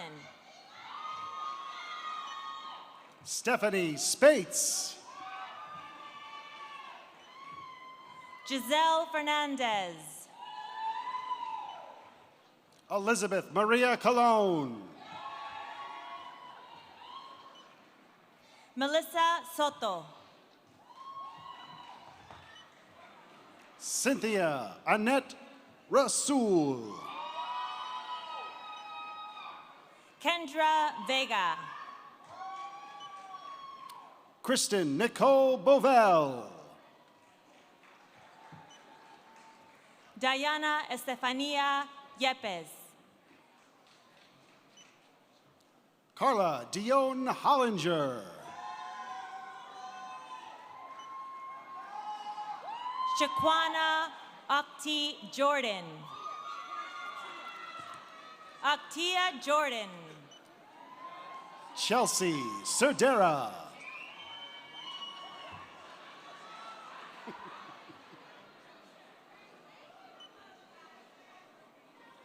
Chelsea A. Marcinek. Jessica M. Nazario. Kareen Bartholos. Kara D. Bloom. Marcella Fazalari.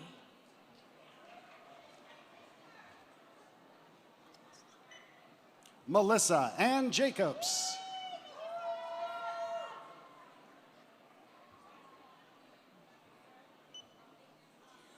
Laura Helen Badilla.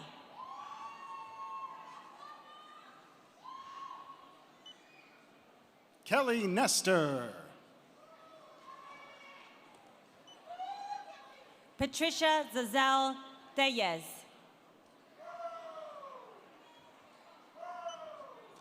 Casey K. Buccetti. Yesenia Serrano. Mary Frances Glinos. Marina Fozzi. Anna Jimarek.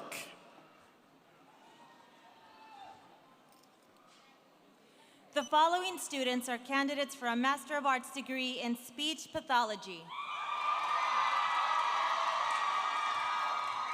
Rachel Hannah Komenitsky. Emily O. Robello. Carly Nicole Caruso. Ashley Marie Skreck. Kristen Kozot.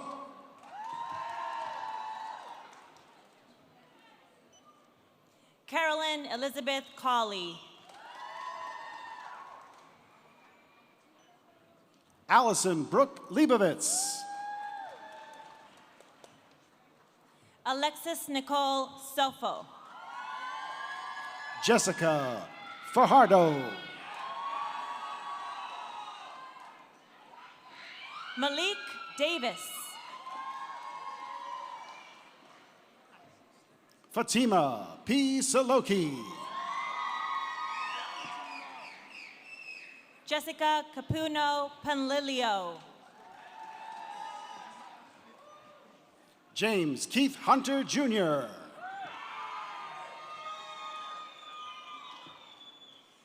Victor R. Desario. Taylor Samantha Gavin. Bridget Ann Charlton.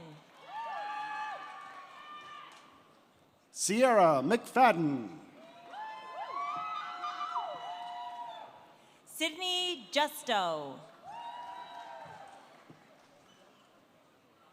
Naya Renee Hodge. Taylor Marie Whitaker Lake.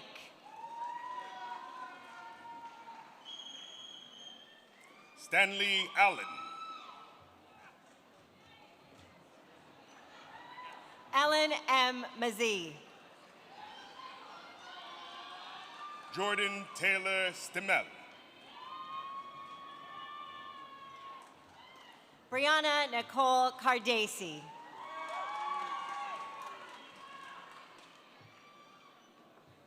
Alexandra DeSanto.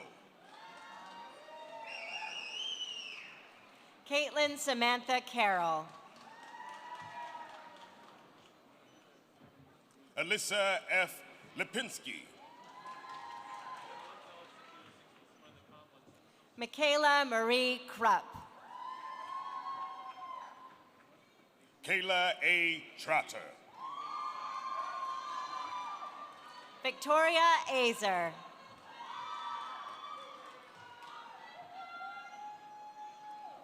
Jacqueline Lorraine Sapper. Jennifer Nicole Rodriguez. Amanda Susi. Sarah Morgan.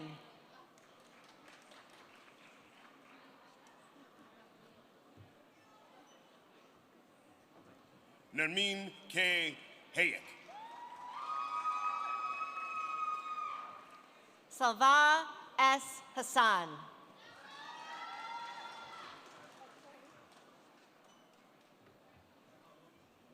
Amna O. Ismail. Kayla Marie Circolone. Jackie N. Portnoy. Anatolia Gali. Jennifer M. Pillar. Justina Lipari.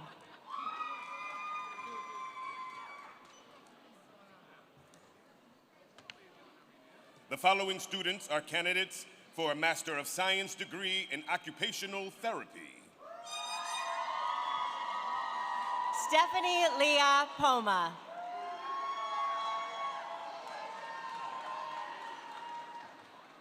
Jocelyn Lee.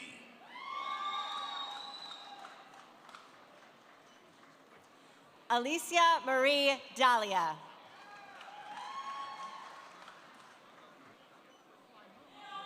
Selimar N. Shavana. Diana M. Cruz.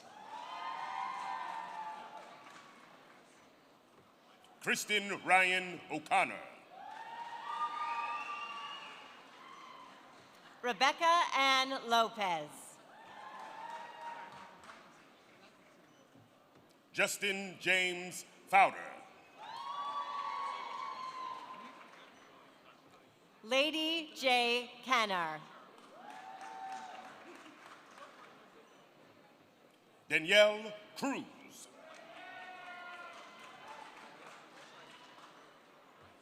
Rona May R. Baluyut.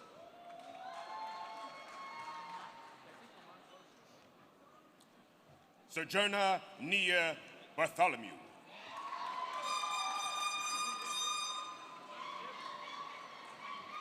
Amy Elizabeth Gregory. Jessica Lieberman. Sean Patrick Taylor.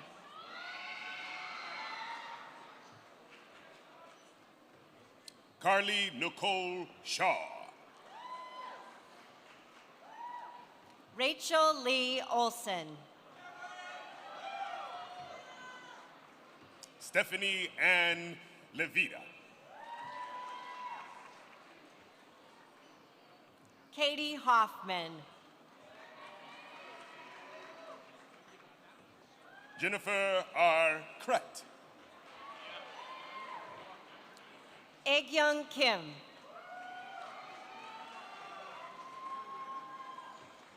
Monique Schulman.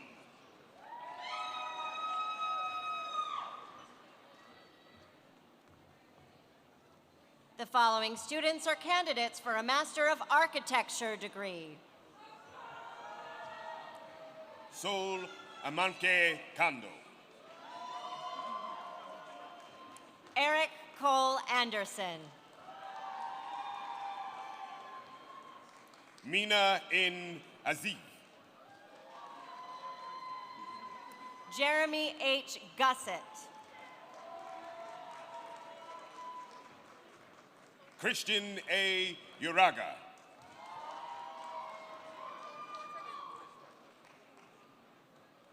Ricardo J. Ramirez.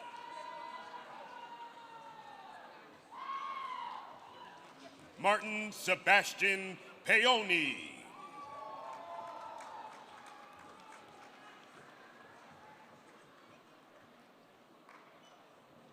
Joseph Ong.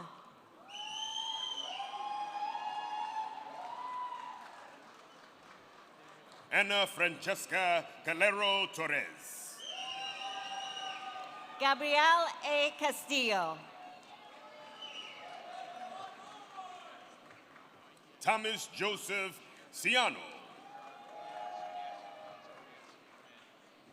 Elise Claire Dozenshine. Kirsten G. Wood. Rochelle Ann P. Court.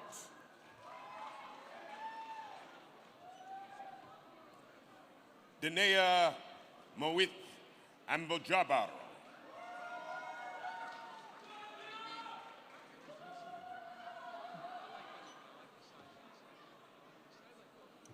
The following students are candidates for a Master of Science degree in Exercise Science. Fredeline Noel.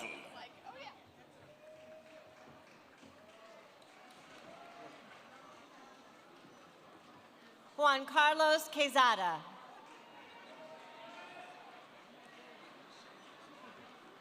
DeAndre J. Mickey. Danielle Riggio. Matthew Finestrella.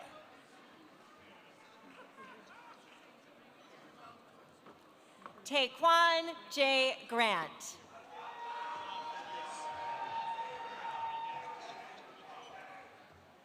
Adrian H. Cruz.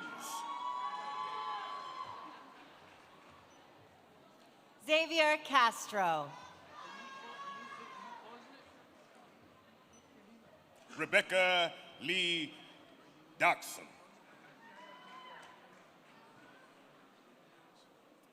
The following students are candidates for a Master of Arts degree in Instruction and Curriculum. Tatiana Stephanie Gutierrez.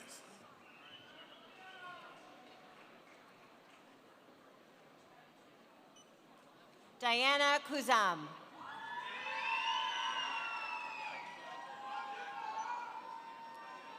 Christina Downs. Stephanie Reyes.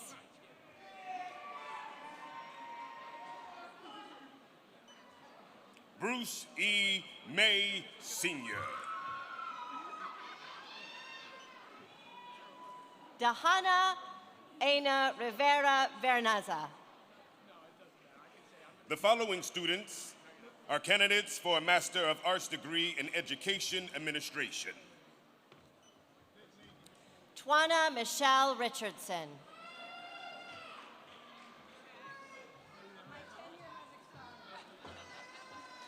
Sharon Van Derlen.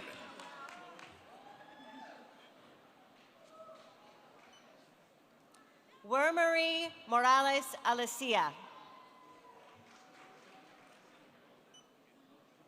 Melanie Galarza. Calvin D. Hart.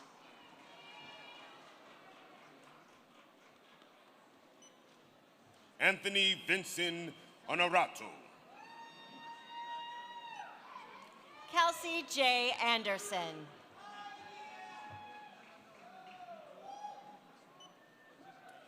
Lisa Maria Adao.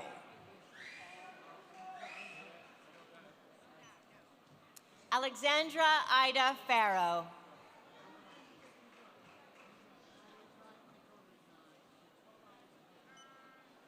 Elizabeth P. Knapp.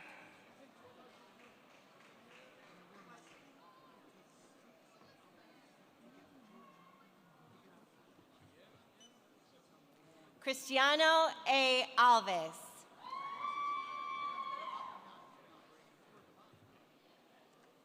The following students are candidates for a Master of Arts degree in Special Education. Caitlin Murphy Semanchik.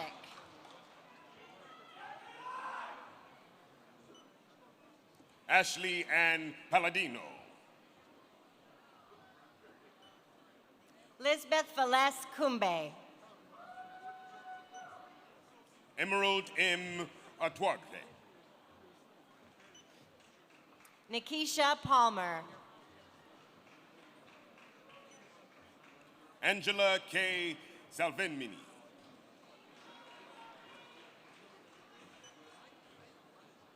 Gail Yvonne Henry. Brianna Nicole McClave. Tina L. Landy. Patricia Lopresti.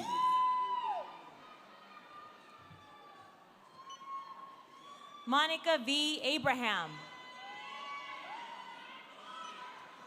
Jessica Loanne Tor.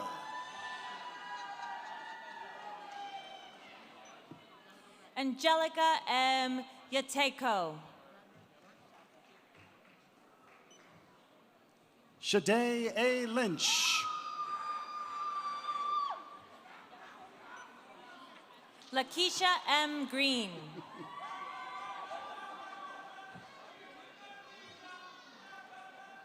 Ramona Glenn Chance.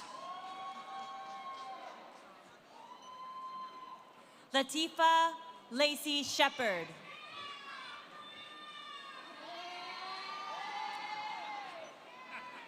Ebony L. Mincer.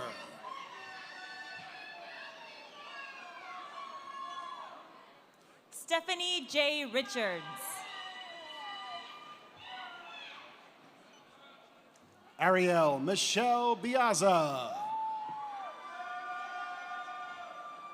Eileen Villar.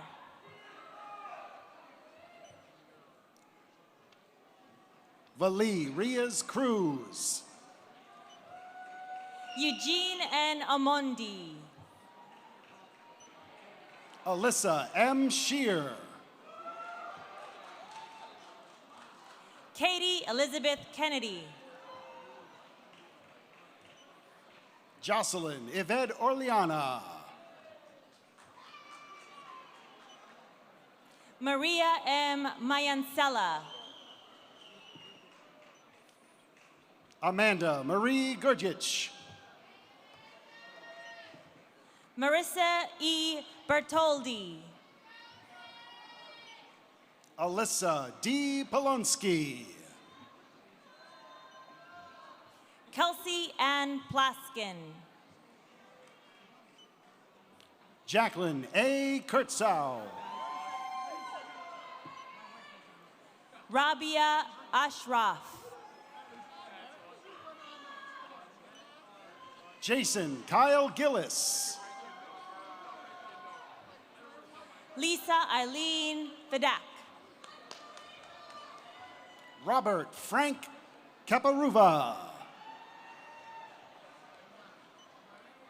Erica Faye Caroli. Stacy Lynn McCann. Stephanie Marie Cuccio. Suzanne Marie Lucas. Denise Iaihanacho. Aggie Stephania Yacinth. Komla Saganago Aguño. Valanda Yacinth.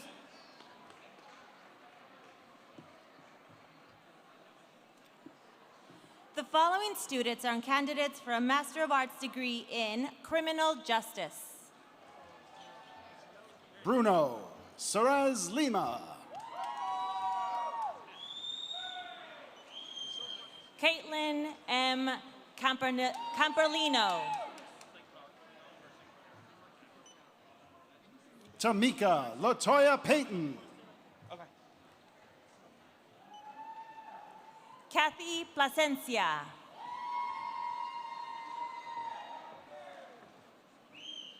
The following students are candidates for a Master of Science degree in accounting. David Luke.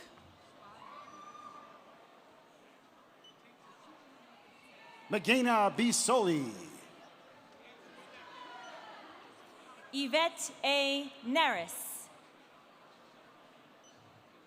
Lisa Dawn Baratucci. Orly Weinberg.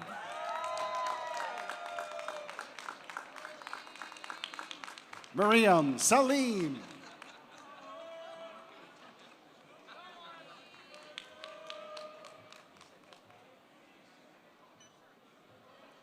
Katya R. Bustamante. Sadia Etayesham. Shanzay Masood. Jonathan P. De Jesus. Prasina Anantasoti.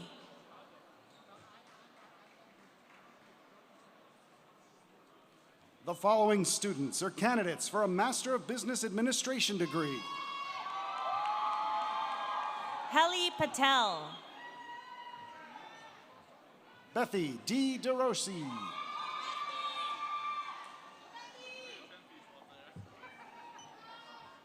Edna Ferreira dos Santos. Gregory S. McCormick. Gabrielle Kazin. Katarina Atunis. Juliana Viera Caputi. Christian Aritsku. Kashana Laurel Johnson. Gianna Conchetta Pira.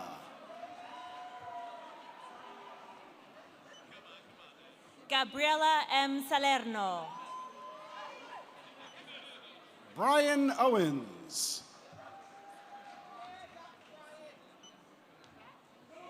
Zoe Lee Wilkins. Samantha Ebony Nolson.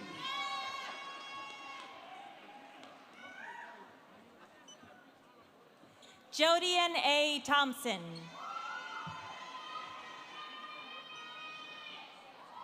Suleiman Masun Sie.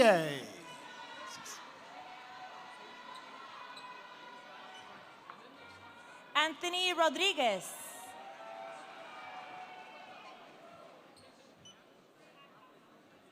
Interpol S. Pinglia.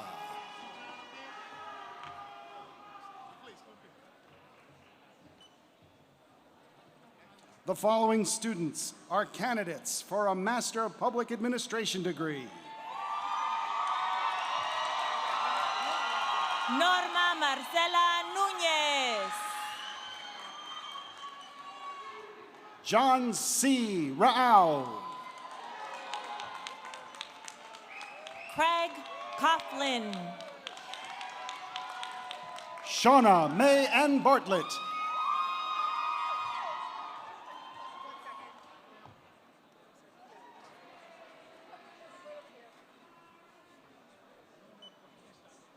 Ashley Ferreira.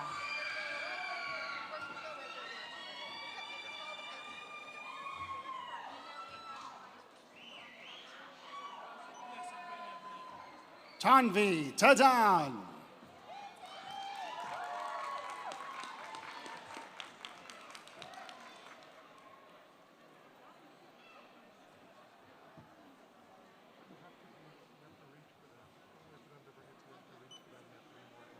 Lina Maria Sanchez.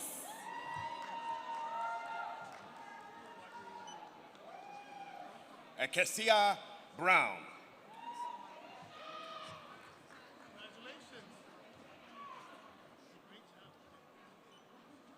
Tatiana M. Morales. Diane Carol Bumpas. Sherrod Thomas Jacobs.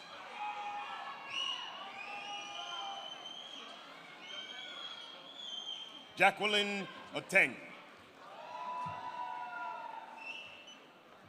Grace Modupe Olarbeji.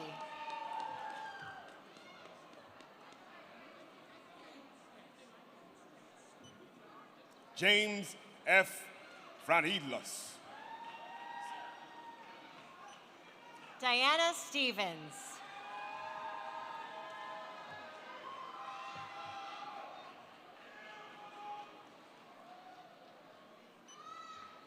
Rachel J. Latimer. Adriana A. Perez Negretti. Alice Rodriguez.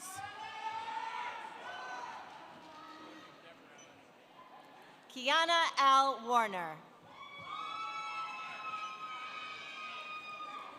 Marlene Mejila.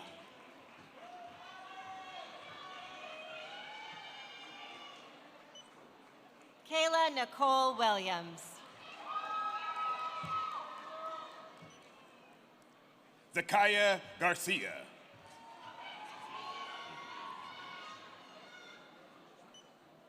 John Zachary JGs.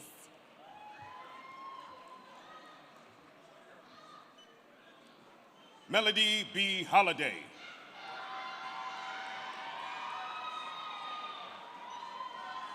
Melissa Tanya Reyes.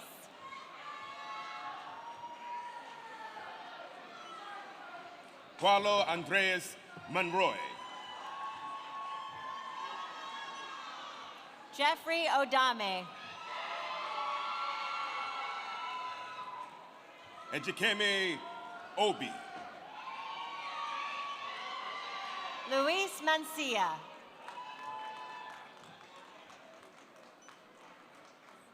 Adisola M. Mbuntle. Avon St. Louis. Alyssa A. Fiore.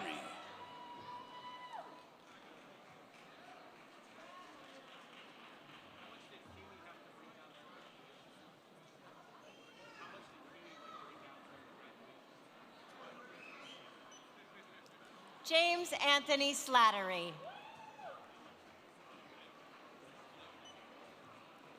Brielle Veronica Downs. Bliss Wubu.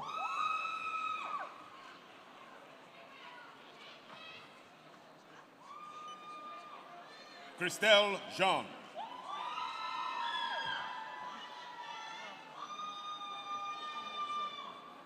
Natalie Bernier.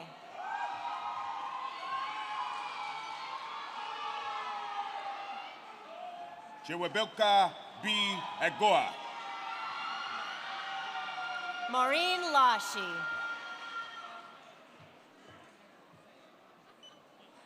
Tamara Morris. Yvette Vasquez.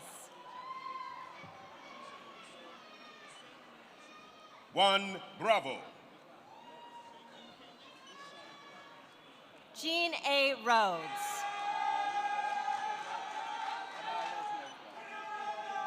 Dennis Arturo Castro. Max Leon Alexander III. Nicholas Howard Panetta. The following students are candidates for a professional diploma in school psychology. Shira Tamara Engelberg. Jasmine K. Nicholson. Erin Elizabeth Lapointe. Megan E. Hurler. Jade Marie Glinka. Dana Marie Mattioli. Samuel H. McSpirit. Kelly Kondrowski. Emily Marie Kopp. Daniel Catherine Matias. Victoria Jordan Barros. The following students are candidates for a Master of Arts degree in Educational Psychology. Christian P. Reyes. Catherine Grace Cornett.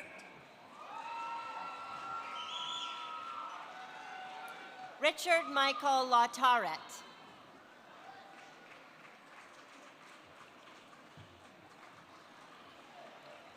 The following students are candidates for a Master of Science degree in Nursing. Juliet Ioma Akfo. Nicole Valerie Montillis.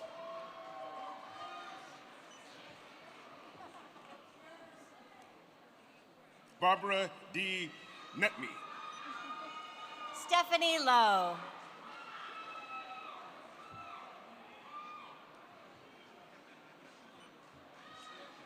Rachel Yudak. Catherine Teresa Gazdek. Omashalwa Sogunle.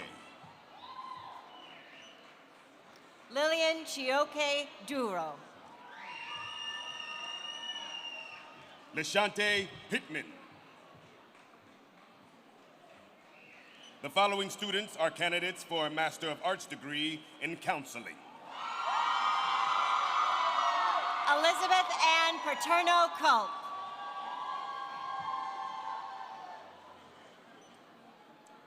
Josephine Pesteno. Christine Wen Ha.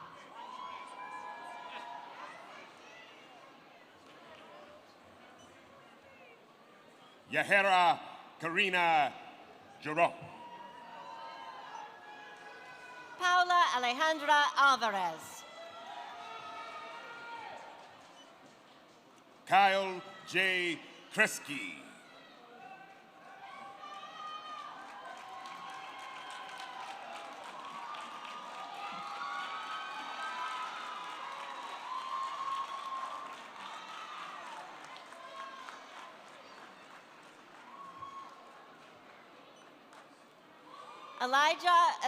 Elijah One Scott. Brianna M. Drew. Vanessa Jacinta Couchman. Laquanda Katia Maynard. Adriana Sofia Oliveira. Sarah Danielle Kuna. Chantal Naomi Hernandez. Catherine Hoffman.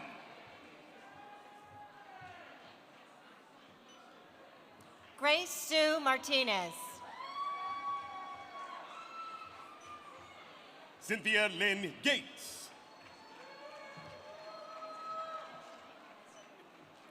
Alicia Keloni Frederic.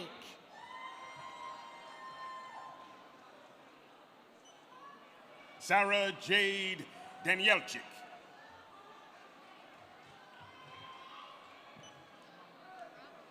Kihan El-Sheikh.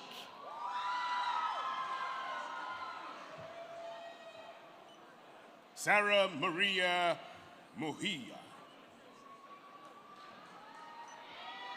Benita Negron.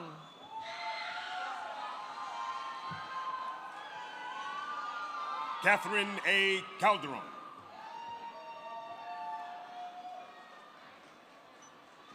Jeanette D. Quito.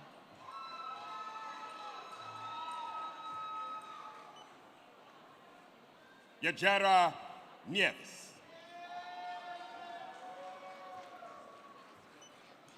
Walter G. Burke.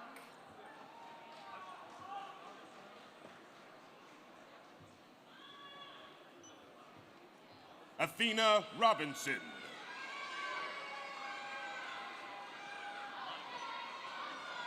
Ilanka Elizabeth Tejeda.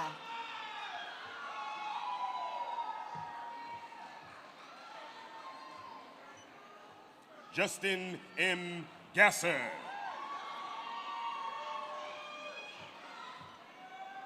Francesca Victoria Mara. Tamara D. Torres.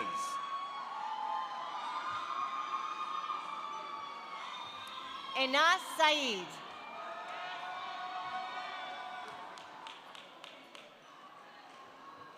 Svetlana Kotevkova. Ramses Amun Ra Smith.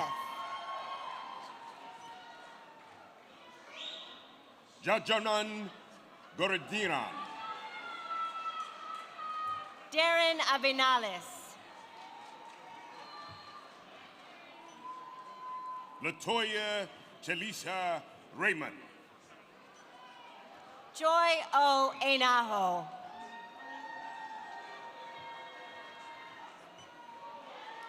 Joretta Strayhorn Walton. Jasmine Donaldson.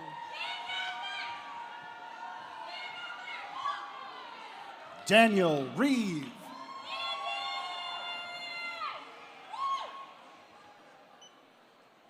Emily J. Felice. That's it. Jessica Lynn Abramson.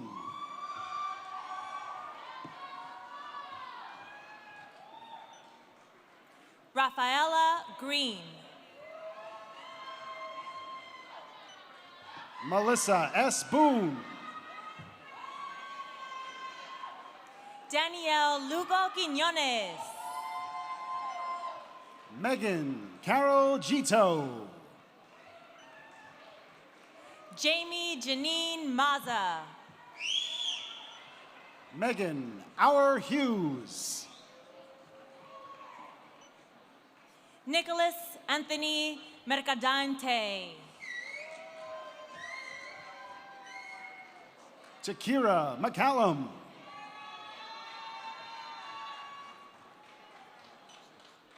Marianne N. Gabriel. Tyler Y. Lamons. Terry Rose Todd.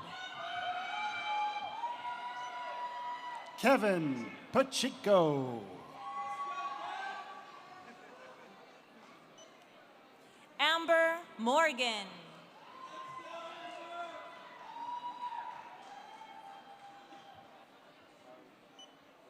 Daniel Garcia.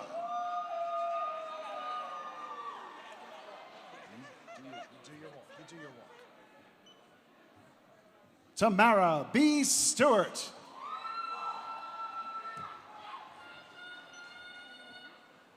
Tanyana De Mateo. Regina Capri Fuller.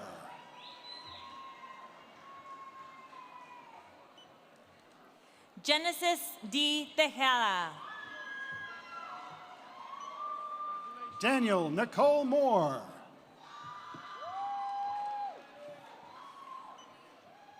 Jaleesa G. Diaz. Lakeisha Thomas.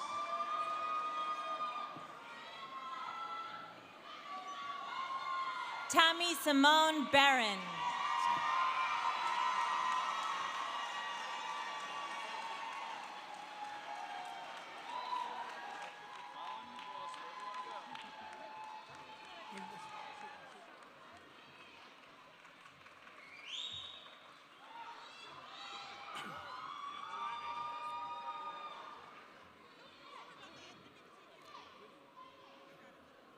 The moment you've all been waiting for.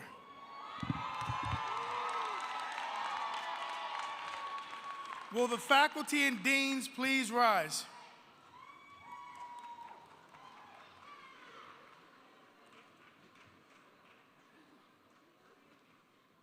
Will all the candidates for master's degree, doctoral degrees, and professional diplomas please rise?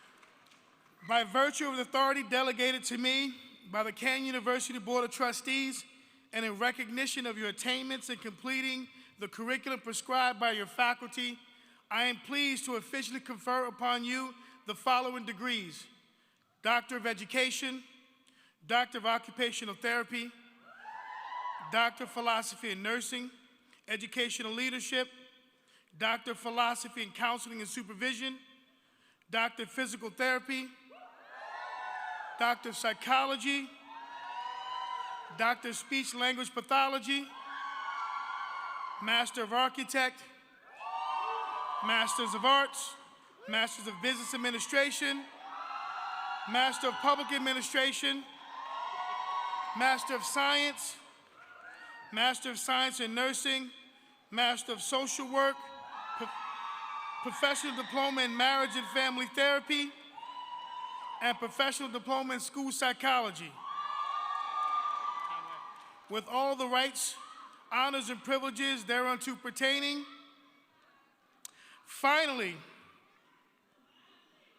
I know you're graduating with advanced degrees, but there is one thing I think we should all do together to celebrate this momentous occasion. I'm going to count to 3, and then you'll move your tassel from the right side of your cap to the left side. Everyone's tassel's on the right? Are we sure? Not the other right? Okay, ready? 1, 2, 3. Congratulations, graduates, the class of 2022. You made it. Will the marshals please rise? In a moment, the platform will lead the recessional down the aisle, followed by faculty. Please keep the aisles clear and stay in your seats until instructed by the marshals to join the recessional. With the closing of this ceremony, I officially declare the 2022 graduate commencement now ended.